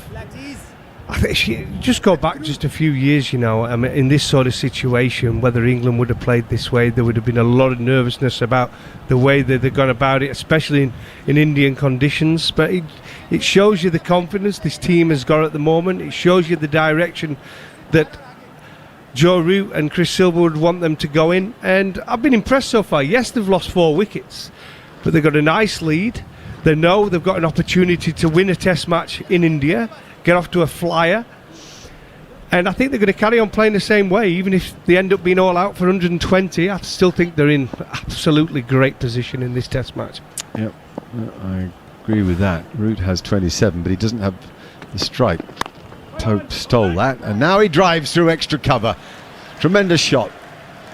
He gets 4 for it by picking the gap. It really was nice batting. A simple move forward into the ball, and nice bat swing and speed of hands through the shot was good. Phew, there he goes. Beautiful shot, eh? So stylish. Again, so another interview Joe Root did, and he talked about the first time he saw Ollie Pope, and he got 100 against Yorkshire, and he went, wow, this guy's going to play 100 tests. Who said that, do you say? Because he got asked about the question. That was Root. Yeah, Mike Atherton said about Joe Root, the first time he saw him play for England, he said he'll play 100 tests. And he said the first time he saw Ollie Pope, he said this guy will play 100 tests. Well, I'm with him. He's certainly the best I've seen since Root, but I don't want to bring a commentator's curse as Ishant comes in again, swings the ball, and now he drives wide of mid-on. And there's a fielder out there sweeping up, so he'll only get 2 for a shot he would usually get 4 for. That fielder is in front of square. So Ollie Pope has come out with a lot of energy and purpose. He's an exciting player to watch. That's the other thing about him. I mean, it's always good to have players that will keep the crowd happy and make people anticipate their innings. So players that they used to say about Viv Richards, players that empty bars. Nobody's buying a drink when the really exciting batsmen walk to the crease. Kevin Peterson did that for England, of course. 78 for 4. Root has 27. Pope has 7.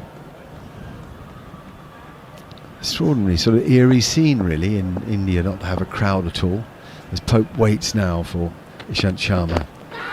That's a little bit too straight, and he can work that square to the man who just ran round to save the other boundary. This time it goes straight to him and he gets a single. He's got close fielders are all sort of around him in these short positions, short square leg, short mid wicket. There's 3 of them in a little cluster there, and the idea is that Ishant Sharma bowls very straight for LBWs and bowls, but also if you go early at the ball with all the cutters he's bowling, you might chip one to those 3. And I think he's going to in fact, what about that? We're now seeing the replay, and Ollie Pope hit it dead between 2 of them. I think he's keeping the same. Yeah, he's keeping the same field for Root. There is a slip in place. Lots of space offside and behind square where Root likes to score, but Ishant will bowl straight in swingers. It's going to be hard for Root to get the ball behind square on the offside. Fascinating cricket. I love the tactics here. Lovely little shot by Root, but for no run. I think it's great tactics from Virat Kohli actually for the ball reversing, which Ishant Sharma. He's got a very straight field on the offside, so he can't afford to give you any width whatsoever on the offside. But those guys in there on the leg side catching are very much important positions. And I think you'll find when Joe Root gets back out there as captain, when his team are bowling and the seamers are on, I think we'll find a similar field, very similar field. Okay, Ishant Sharma, big long strides, big tall man, reaches the crease, bowls at full ball now, which Root punches hard to mid-off, but for no run. Both sides are throwing their hat in the ring here. England realising that another 40, 50 runs sets them up perfectly. I mean, Root will get more than that if he can, but my sense is that that's enough. And India saying, right, well, we have to bowl you out. So India attacking, making the ball move, setting interesting fields, accepting they may go for a few runs, but equally gambling that in the hope of taking some wickets. 79 for 4 are England. A lead of 320. Ishant Sharma again, the final ball of this over, and he tries to bowl the other one, the outswinging reverser, and Root smiles because he spotted it and played it well, and it's the end of the over. A word from Darren Gough at 79 for 4, and it'll be Andrew McKenna. That was good bowling, wasn't it, from Ishant? Very, very good bowling. You could see it there, reverse swing, beautiful delivery, turned Joe Root around. That used to the ball coming into him with that leg side field of set to Joe Root, but very clever from Ishant Sharma, and that's why he's got 300 test wickets.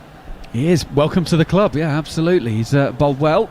One thing I've noticed, Coffee, I don't know if it's something that India are doing or something that they're not doing, but 20 overs into this innings, that ball looks like it's ragged already. England seemed to get more out of the ball for longer in a better condition.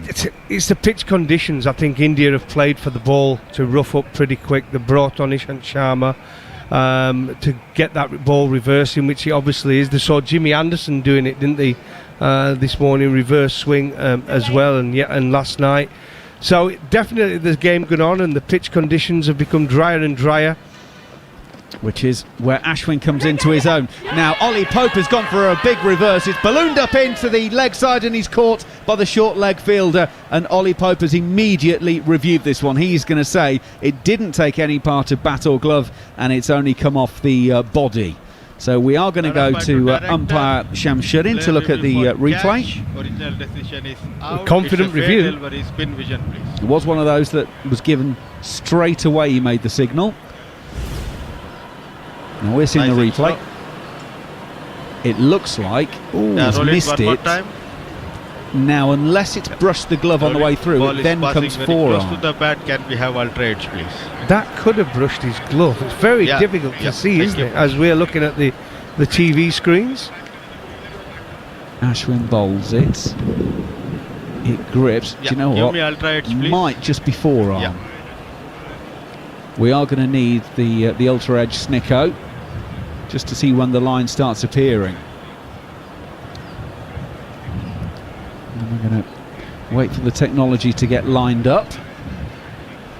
At England, 79 for 4 at the moment. It's a big moment, this, Macca. Big moment in the game. Now we get the technology in. Roll it through.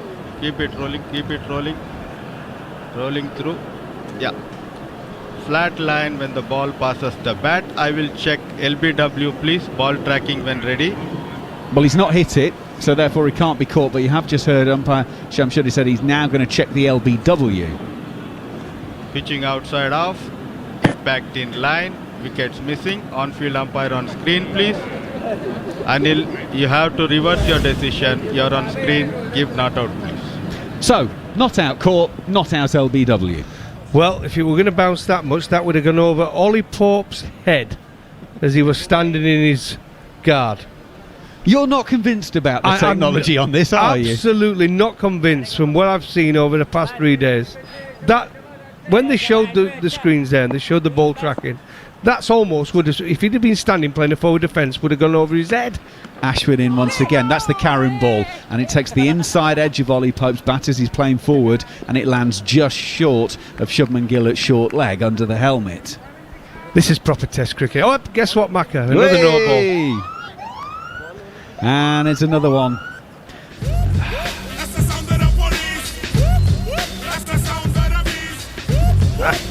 I tell you what, they're going to be calling the police shortly to take away the bowling coach, because he's going to be doing his nut.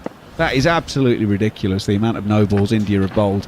In comes Ashwin, down the pitch comes Pope. He's launched this into the leg side. It's gone very, very high, and it will actually land 10 yards inside the rope. Oh, the fielder's done brilliantly well there. Who is that? That's Washington Sundar out on the boundary. They're going to run 3.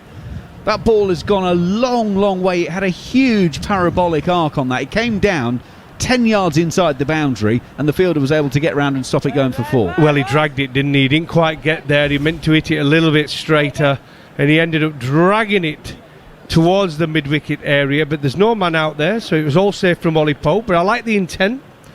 Ollie knows it's difficult batting against the experience of Ashwin. out there with a little bit of bounce, turning the ball both ways, which he's capable of. So get down the pitch and try and be positive.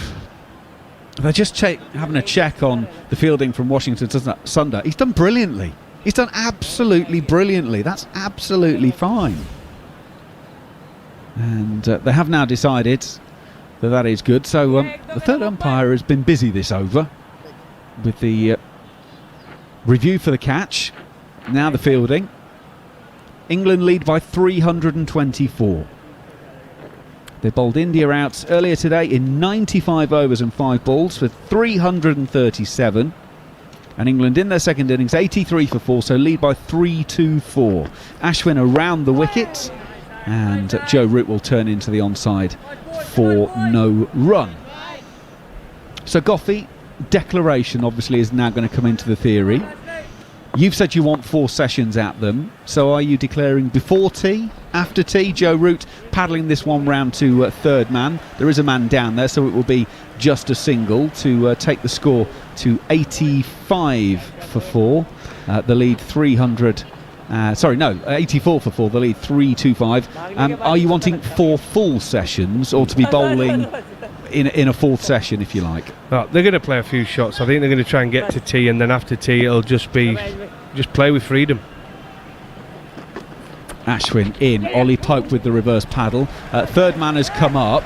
It's Jasprit Bumrah, so it's a short third man position. He's beaten initially by it, but will chase it back, and it's a couple of runs for Ollie Pope to take him to 13.86 for 4. I think you've seen the intent of England. I mean, they're looking to be positive. Ollie Pope's come to the crease.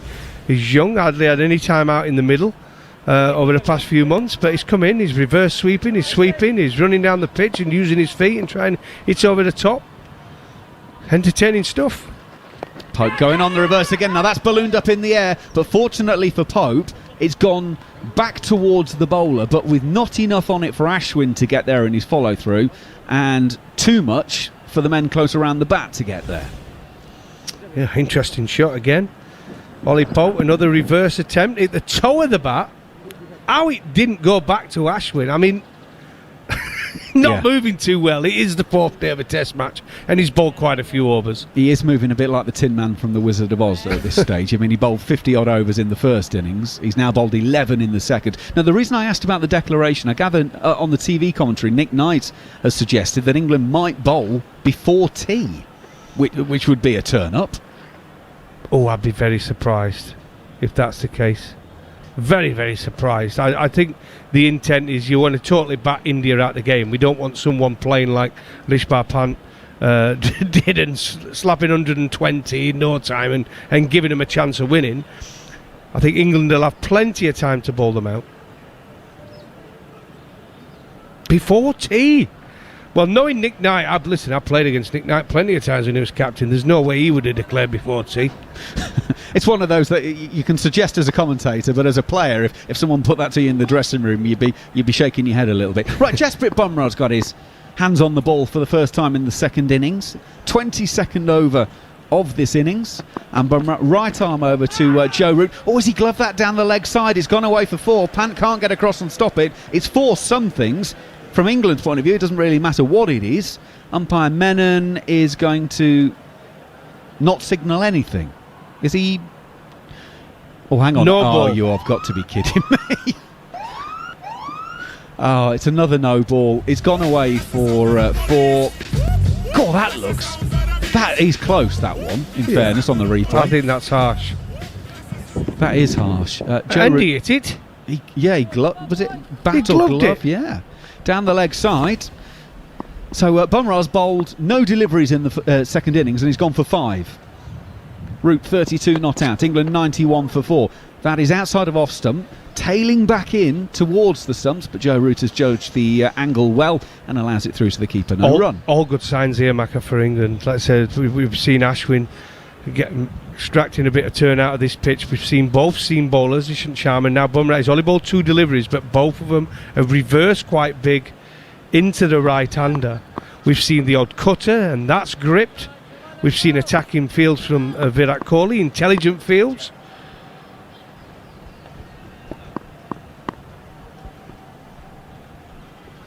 But Jasprit Bumrah is on the way. Oh, that one is nipped back. It's shaping back in. They really pleading for this. And Bumrah has already turned round and said, because he knows the umpire's going to say not out, he's nodding, saying, yes, we're reviewing that. That, to me, looked like it was doing too much. He's got too much action on the ball. And he's going to find that going down leg side up. It's my naked eye view. Well, Jasprit Bumrah was convinced. He was nodding his head as soon as it happened. Absolutely. Took a little bit out of the pitch. And we see the replay. One more time. Too high. It's got to be. Well, he's not hit it. Yeah, ball is passing. It's taken him to the bat. Can they have above the knee roll on the front pad. Yeah, thank you. And if it's consistent with the rest of the reviews and the ball tracking, it's got to be going over, surely. Well, you can also just see a slither of middle nice stump, which makes you think forward through to the bats, please. There's got to be a chance it's leg side as well. Yeah, flat line when the ball passes the bat, ball tracking when ready. Well, he's not hit it, which we kind of knew anyway, and now we're waiting for the ball tracking. Here it comes. It's got to be too high. Pitches. Got to be too high. Hits in line and is going over. Go. Pitching outside off, impact in line, wickets missing. On-field umpire on screen, please. Nitin, stay with the original decision. You're on screen. Give not out, please. Well, there you go. You should never trust your bowler. Always go with a wicket keeper. He was convinced that was out, Jasprit Bumrah. He was nodding his head, walking towards the keeper, saying, that's out, that's out, that's out. Well, it's not. It's missing.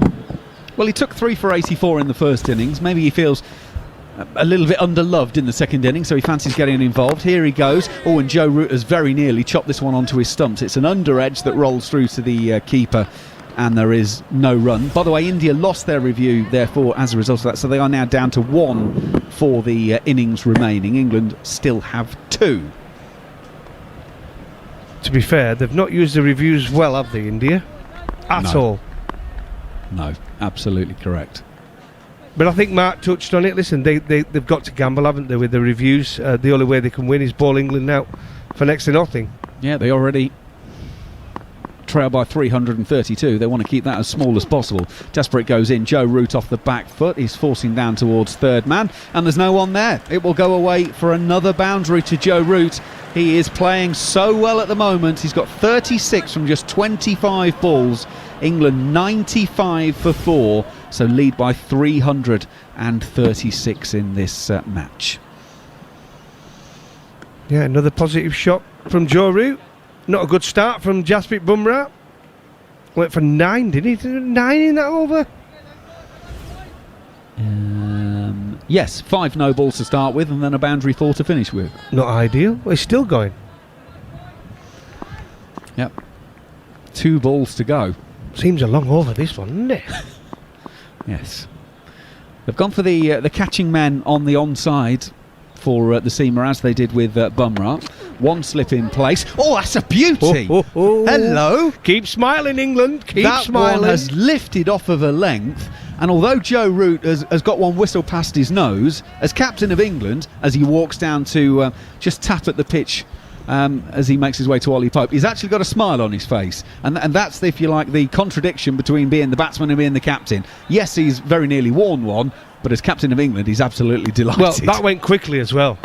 Absolutely. It flew through to the keeper, so it bounced and went through and quickened as off the pitch.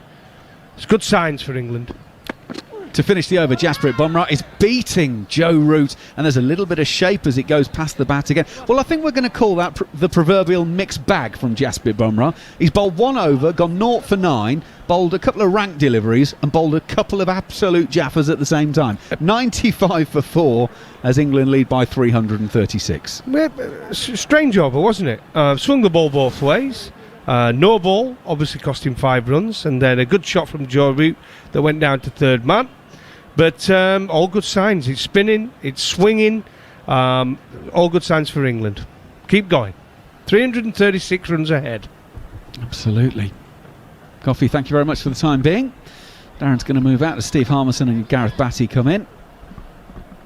And they come in with England in a good position. Everything looking good. First test of 4 And of course we've got 5 T20s, 3 one-day internationals, every ball of every match of this series exclusively live on TalkSport 2. Get yourself the app if you need to head out to work. Get your DAB Plus radio fired up. Make sure you're not too far away from it, because I've got a funny feeling this is going to be a cracker of a series. Ashwin to start his 12th over of the second innings. Ollie Pope is using his feet, chips it into the onside, and it lands just short of Virat Kohli. There are 3 catches on the leg side, and that one was only just short of the Indian skipper. Yeah, good intent by Ollie Pope. He's trying to come and get in outside the ball so he can open up the leg side. Ashwin in once again, Pope solidly forward, no run. Just bounced just in front of the leg side field. I think it's the Indian captain who was diving forward. Just couldn't get there in time. He sort of got it on the half volley. Yep, Virat is at short mid-wicket. There's a leg slip, and there's a silly short leg and a leg slip, and that one is landing just in front of Shubman Gill at short leg. Every ball an event at the moment, as Ollie Pope is... well, he's having some fun with an absolute world-class operator, Gareth Batty. Oh, this was a wonderful piece of bowling. Ollie Pope, the previous ball, running down the wicket. This time, Ashwin taking that fraction out of the ball, so a fraction slower, getting the ball to drop, predicting he would stay in the crease this time, and he got him just propping forward. Wonderful bowling. Great skill from Ashwin. 3 for 47 he has. This one is outside of off stump, and Pope is able to work this down to short third man and will take a single. He goes to 14. England 96 for 4, and that lead all the time grows. Every run England score almost counts double. 1 for England and 1 more than India have to make.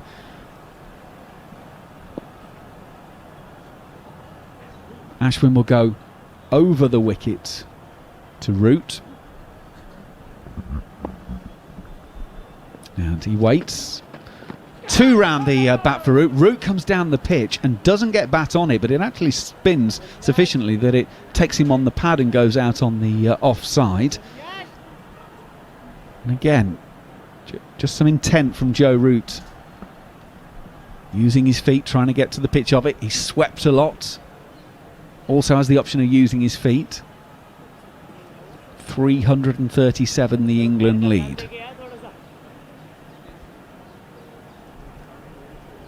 What is enough? It's a hugely talented Indian side, but batting fourth on a wearing pitch. Joe Root will dab past slip. Ajinkya Rahane is the man in a catching position, and Root will guide down to third man and take a single. It's up to 338 the lead now. I think it's more the time. The runs is one thing. Everybody seems to, or the captains like to have. 400 seems to be the magical number, above 400 in that 4 innings. But I also think it's time on the surface. We're starting to see now, when the England captain's out there, that in the last sort of 20-25 minutes, the Seema with Bumrah and the odd one with Ishant Sharma, and now it's starting to spin a bit from a little bit straighter. So it's a time on the surface that's baking hot sunshine, that's starting to sort of wear and tear the pitch a little bit more. That might just start swaying Joe Root's mind towards the declaration and the time he thinks he needs to get 10 wickets to win this test match for England. Jasprit Bumrah is in to start a new over. Root pushes out on the offside and will take a single to take him to 38, and England 98 for 4. But also at the back of his mind, he'll think, we've done all this work, we're in the ascendancy, we don't want to give them a sniff whatsoever. We don't want to put all this hard work in and then them snatch it. So this whole risk losing a game to win a game comes out of the equation for me in these sorts of circumstances. Sometimes in Australia or England you can do that to an extent. Not here, when you've put all this graft in, because you're going to lose your team if they get over the line and you've done all this work, so you can't lose a game. It's a very fine balance. It's much harder, I think, subcontinent than it is potentially when the game moves a bit more at an even pace throughout the game in England or Australia, shall we say. Bumrah to continue. And he goes in right arm over. He goes in with the Yorker to Ollie Pope. I've just realised I've carried on. I should have handed over to Neil Manthorpe. So Manners, come in and take things over for the next 20. Yeah, I can understand what you're saying, Bats, but I think when it comes to the surface, in the last sort of 20 minutes, I've seen a little bit more misbehaving off areas which were probably a little bit truer. 20-25 half an hour ago, and I think that there would go through the captain's mind to think, well, if it starts to misbehaving like this and it keeps going like this for the next 20-25 minutes, we might take 50 runs off the total that I potentially wanted earlier this morning. Jasprit Bumrah in once again, turned away nicely off his pads by Ollie Pope out towards Pujara at deep square leg, and they go through for another single. England move on to 99 for 4. And Joe Root is definitely in the best position, being out there, not out. One, he can assess those conditions, but two, while Root's there, England are in full control of this game. India cannot get a stranglehold in this game for me whilst Root is out there. So for everything and above what we've discussed, as long as he's out there, our decisions are going to be bang on from an England point of view. Root on 38 as Jasprit Bumrah walks, stutters, and then runs the last 4 paces into Root. Turns it away beautifully behind square on the leg side. Again, straight to, well, not quite straight to Pujara. He had to move 10 or 15 yards to his right, and that enables Root to come back for a second. We need to get another member of the team. I think we need to subcontract the job of keeping a list of all the landmarks and records that Joe Root has notched up during, well, not just this test match, but the last 3 test matches. The latest is that he's now scored more runs in a single test match in India than any other Englishman before. Previous record is 231 runs in a test match in 2 innings by Andrew Strauss, now Sir. And that one is trapped in front. Up goes the finger. LBW was the appeal, and Joe Root's been given. Joe Root's gone for 40. It's also the most runs by a visiting batsman in Chennai. Is he going to review it? He's waiting. He's looking at his partner Ollie Pope. What would Ollie Pope say? Yes, the skipper, you're the skipper, review it. And Joe Root says, no, I don't think I will. We've got 1 in the bank, and I reckon I was absolutely plumb. And Jasprit Bumrah with the big in-swinger has trapped the England captain LBW in front. 218 and 40, a remarkable test match. 238 runs for Joe Root. Does he have enough in the bank? Does he have enough overs left to win the game? It was a beautiful piece of bowling, first up from Bumrah. Just got that natural sort of shape back in again, and the ball kept low, so everything Steve has just been talking about, the bigger deterioration in that last 20 minutes. Joe Root has been on the receiving end there. It was an in-between length. He decided to go back, and it just shot. It hit him just above the maker's name on his back leg of his pad, smack in front. And as he was walking down towards Popey, you could see him just sort of giving the look of, what do you think? And Popey would be saying, no, review it, captain, do it, captain. I actually think he took the decision out of the young man's hands there. I think he was walking before the umpire put his finger up. There's no need to appeal there. Don't need to waste your energy there, Jasprit Bumrah. Don't need the third umpire for that decision. That was stone dead. Good bit of bowling. And again, like I said late last night, and mentioned this morning, it wouldn't be a bad thing if England got bowled out for. No bats, you got a confidence issue, but 140, 130, 140 to get bowled out for that. It fast forwards the game, but it takes the decision out of Joe Root's hands. I agree with what you're saying, but I'm thinking more for further on in the series that try and keep as much as possible, keep that confidence in there, or certainly not up against it. Sort of things can creep in if you just lose something in your mind, or you just create that little jink that somebody can work with on the opposition. Try and sort of shut them out almost. I think that also there's a message that has to be from the sidelines as well. You're in a winning environment. You have done a good job for the team, and we have, just remember, lads, we've just won a first test match in India, which is unheard of. It's the 9th wicket in the day before tea. Here is Bumrah once again to Jos Buttler, and he goes for the Yorker length delivery just outside the off stump, and Buttler just manages to get some bat on it, squeezes it away down to the boundary. Poor old Shahbaz Nadeem thought he had it covered, dived and knocked it onto the boundary triangles, and Jos Buttler off the mark with a fortuitous 4 that he knew very little about. He's just managed to get some bat on it, inside edge down towards fine leg. And I'm just wondering, I know this is going to sound like a bizarre thing to say, and I don't mean literally as important, but Joe Root's 218, historic innings, but in its context and in its way, and because of the match situation, I just wonder whether we'll reflect on the speed with which he scored those 40 and in its way, it's almost as important or significant an innings, perhaps. Jared, yes. No, it's not. No, it might be. Not now, it doesn't, but we might wonder whether it was significant. Go on then, what were you going to say? South Africa, and day 5 against Pakistan, were in a very big, another chase of over 300. We're doing incredibly well. They now need 128, but they lost 2 wickets in 2 balls when Hassan Ali took the new ball. Temba Bavuma is on 57, so they need 128 and from 52 overs. And Aidan Amakram made 108 opening the batting. So we could have another over 300 run chase on a 5th day in Asia, 2 in a row. I'm not sure about that. You're not sure. You don't think Temba can get him home? No. Tell me about Wian Mulder. Wian Mulder is a batting all-rounder. He's actually a very fine cricketer, a first-class average of over 40. So, yeah, he'll have to score a lot of the runs. We've just seen a replay of Joe Root's dismissal. In fact, the ball tracking. And it's fairly obvious why the England captain trudged off. But do you know what I mean, Gareth Baddy, about, that 40 from 32 balls and the number of runs, and never mind the speed so much, but the positivity that he showed, and I just think those 40 runs might be important. It's just like first innings. It's easier batting when you've got Joe Root at the other end. If you have a wonderful player like that, he puts the bowlers under more pressure, opens up possibly more scoring options for the other end, and rotates the strike and takes the pressure off. It's so much easier batting with a great. Shahbaz Nadeem is into the attack, and his first delivery pushed away defensively by Ollie Pope. And it's a good point, that, because the point is more that the bowler's not trying to get Joe out, they're just trying to stop him from scoring because of the scoring rate he is.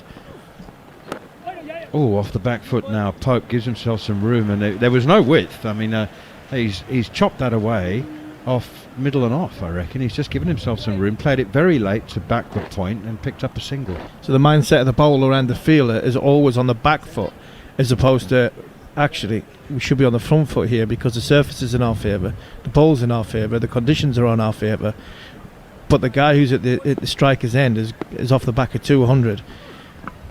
Shahbaz in once again, pushed away defensively by Butler, nudging it towards square leg. So it's a brilliant mental game. It's a game inside of a game, if anything else. So he is. We can't say any more positive things. He's a world-class player. Down the wicket goes Josh Butler, and he's smashed it straight back over the bowler's head, and he's cleared the boundary by 10 metres. What a beautiful shot. Well, it's also a no ball. Hello, a 6 off a no ball. Free it. Terrific stuff from Josh Butler. Well, he's in his second home, of course. Well, to be fair, Manners, first ball he's no feet inside edge, and then he's had little foot movement for his second ball, got him in a little bit of trouble. So he's thinking, right, I'm going to take the pitch out of the equation now. I'm going at everything. So it wouldn't surprise me if you see Josh Butler really, really open his shoulders and have a go here. And by the way, Pat, it's criminal this, because that's another big no ball by a spinner. It's huge, isn't it? That's off the outside half of the bat, steered by Butler with an open face bat. I mean, left arm spinners have. There have been some fairly fruity ones over the years, haven't there? But that's just. I mean, that's his 8th no ball. And we're way over the line. Butler now is also punching off the back foot, also with very little width, out to the man sweeping on the cover boundary, Pujara, and they'll come back for a couple. At least I ran 40 yards. Goffey ran 35 yards. My size 12s to his size 6s. We got a little bit of. We should have a little bit of leeway because we ran that far. Why? The line doesn't move. Why? True, but you've got a little bit further to go when you stride pattern. But someone step and fetch it like that. Shahbaz Nadeem step and fetch it to getting all the wickets, my friend. Yeah, but they're bowling a lot of no balls. They're bowling more balls than no balls than the seamers. No, I'm not defending. I'll give you a reason for why I think it's happening. Because the pitch has slowed up so much. It's no different to when the fast bowlers are striving for an extra bit of pace. You're just with your leading leg, and your front arm sometimes goes a bit early, which means you stretch a bit and you don't quite chop down for the power. happening with the spinners a bit, because they're trying to drive into the surface more. They're trying to get more force and pace on the ball, which ultimately is the same principle as the big fellas. Absolutely. Admittedly, you shouldn't do it really as a spinner, but I just wanted to play devil's advocate there. I'll tell you why it's happening, because we're actually calling no balls in test matches now because the third umpire's doing it. Whoop, whoop. Yes, Jared, that's why you're here, pal. Last orders. 7 no balls from Shahbaz Nadeem, 6 from Ara Ashwin, 13 spinning no balls in this test match. Spinners no balls. Jasprit Bumrah continues, and he's getting some beautiful shape as well, and that one is punched nicely by Ollie Pope. 2 full, 2 straight, and Pope loves them off his legs. Well, actually, like many of the best players, he loves them anywhere. Actually, he loves any scoring opportunity. He's just as good. He likes them. And we've talked about how well Root's played, but in the 2 innings, Pope's come in with the same mentality, the same tempo. I know it's easier to bat with Joe Root, but in the first innings, he's played exactly the same way as what he has in the second innings. He's come in, rotate the strike, look busy, quick on his feet, move the ball either side of, from the line the bowler's bowled from, and he's not letting the bowler really getting bogged down, which can happen quite a bit in the subcontinent. Here's Bumrah once again, and another big in-swinger. That one's missing leg stump. It's a nice loud shout, and that was based on the fact that it was a good delivery which beat the inside edge of the bat, but it was always missing leg stump. Butler 12 off 7 balls, Pope 17 off 22. England leading by 357 at 116 for 5. I think like all the good players, Ollie Pope looks to score, he looks to be positive, and looks to get his body into good positions. First innings a fraction frantic with it. The beauty is now he seems up to speed with the game. That just showed the lack of cricket possibly in that first innings. Now he's up to speed, he's moving now with the purpose and actually looking quite simple and easy with it. Bumrah, and again bowls to Jos Buttler, comes solidly forward, pushes that one defensively back to the bowler. And this ball is going now. This ball is reversing big time now. That last ball, the LBW shout, going down leg side, but the ball, the very last ball of the Bumrah's just bowled into a length, which is a good length, and it's good for a seamer to bowl sort of in and around the top of the off stump. Maybe he's a little bit higher, but the shape in must give Anderson and Stokes and Archer some encouragement that there will be something in the pitch for the remainder of this test match. Just as Bumrah stopped in his run up there, I've got a question for you, Steve. Is it better to have the ball moving laterally, so that reverse swing and going a lot? Or is it better that now we're seeing the inconsistency of bounce, some shooting a bit? We've already seen a few guys hit on the hand. Which is the better for you? You've got a 1 ball to think about that as Bumrah's into his 4-yard run up, and it's flicked away off with the swing as opposed to with the spin by Jos Buttler. There are 2 short mid wickets in there. There were for Ishant as well. 2 short mid wickets, the ball in swinging to the right hander. They play with that swing and chip it in the air. That's the theory, but he's got a single. I think it's a good question, and the answer is different to different people. So we're sitting in this commentary box. I would prefer inconsistent bounce. I wouldn't be that bothered about reverse swing. And the man on my left, Goffey, you get the ball in his hand and reverse swinging ball, and he's not bothered about inconsistent bounce because he's taking a pitch out the equation. So Jimmy Anderson, potentially the only one with a bit of both. Archer would want inconsistent bounce, Stokes would want reverse swing. This one goes the other way from Bumrah. That's a super piece of bowling. It's swung away from the right-hander. Commentary boardroom, Harmy, not commentary box. Commentary boardroom, yeah. We've had a few boardroom disagreements, but by and large the boardroom's been nothing. It is just such a change of dynamic, isn't it? All us having our own desks, our own positions, and never moving. How many times have we said, and Gareth Buddy moves into the summariser's seat? He doesn't. He just sits in his own seat, just turns his microphone on. It's in its former life, this room was a boardroom, and perhaps, hopefully, will return to being a boardroom. But now it's a commentary suite.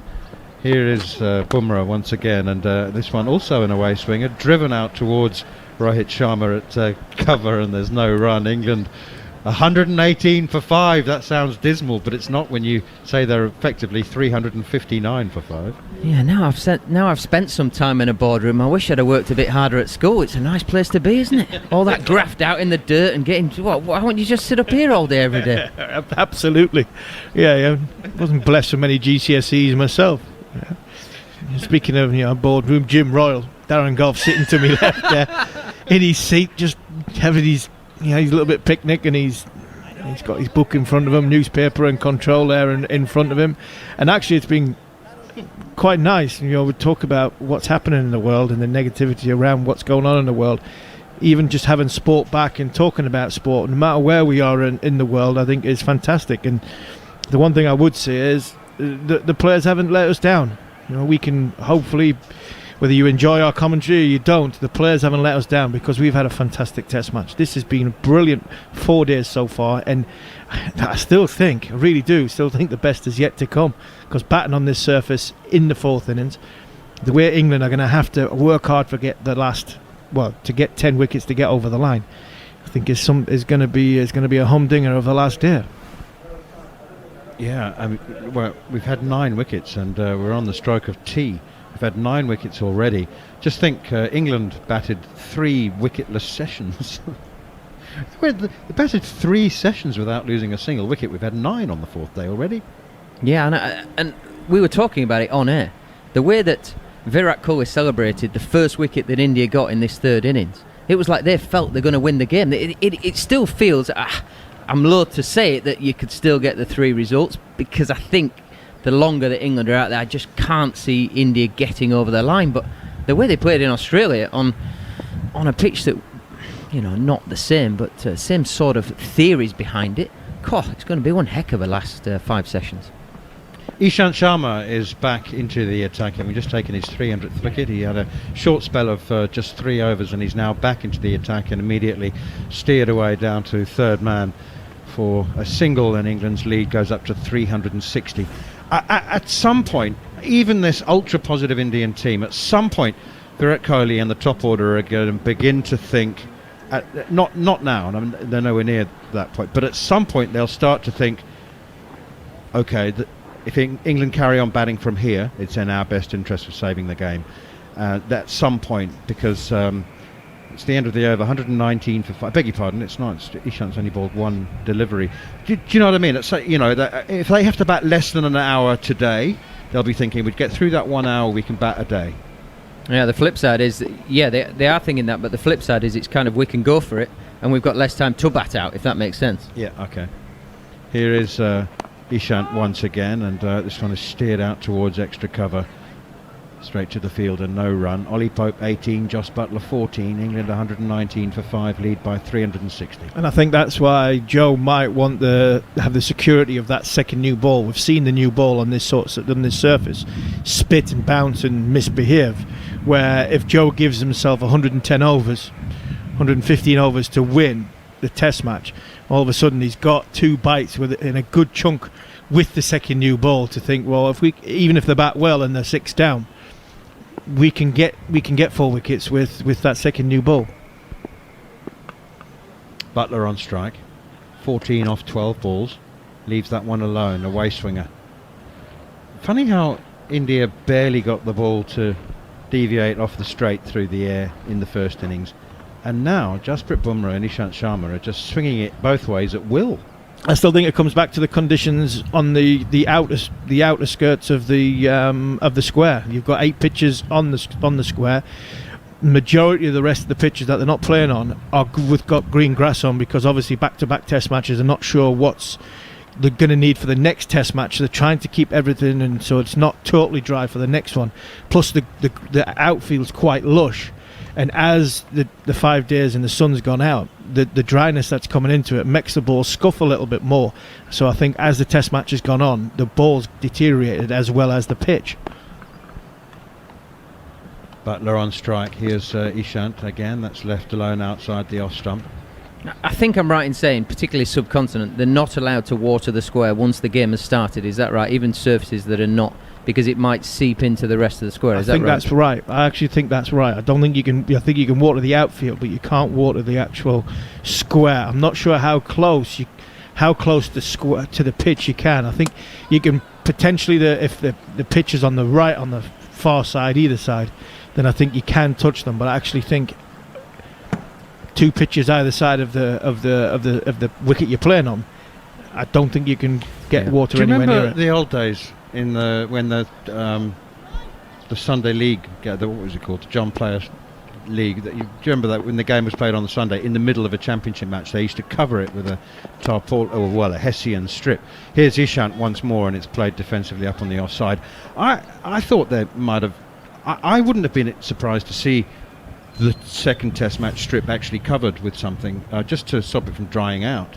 Yeah, I think it's the covers that they use at night in India. They use the flat plastic sheets, so it just creates that little bit of sweat overnight, just to retain a little bit for the grass. Because obviously through the day it just bakes and bakes and bakes. So I don't think that will be too bad. And the point you're making is a good point, because that would then come into selection for the next Test match, whether England need that extra spin option. Because it's been it's been in the open sunlight for the last 6 years. And by the time it gets to back-to-back Test matches, then there's the conundrum of getting Mo and Ali into the team, being a baton, as well as giving them as an option as a spinner. Forward comes Butler to the last ball of the over from Ishant Sharma. What could be really interesting, this is tea now because the bails have just been taken off, but what might be really interesting is that the groundsman has got 3 days between Test matches.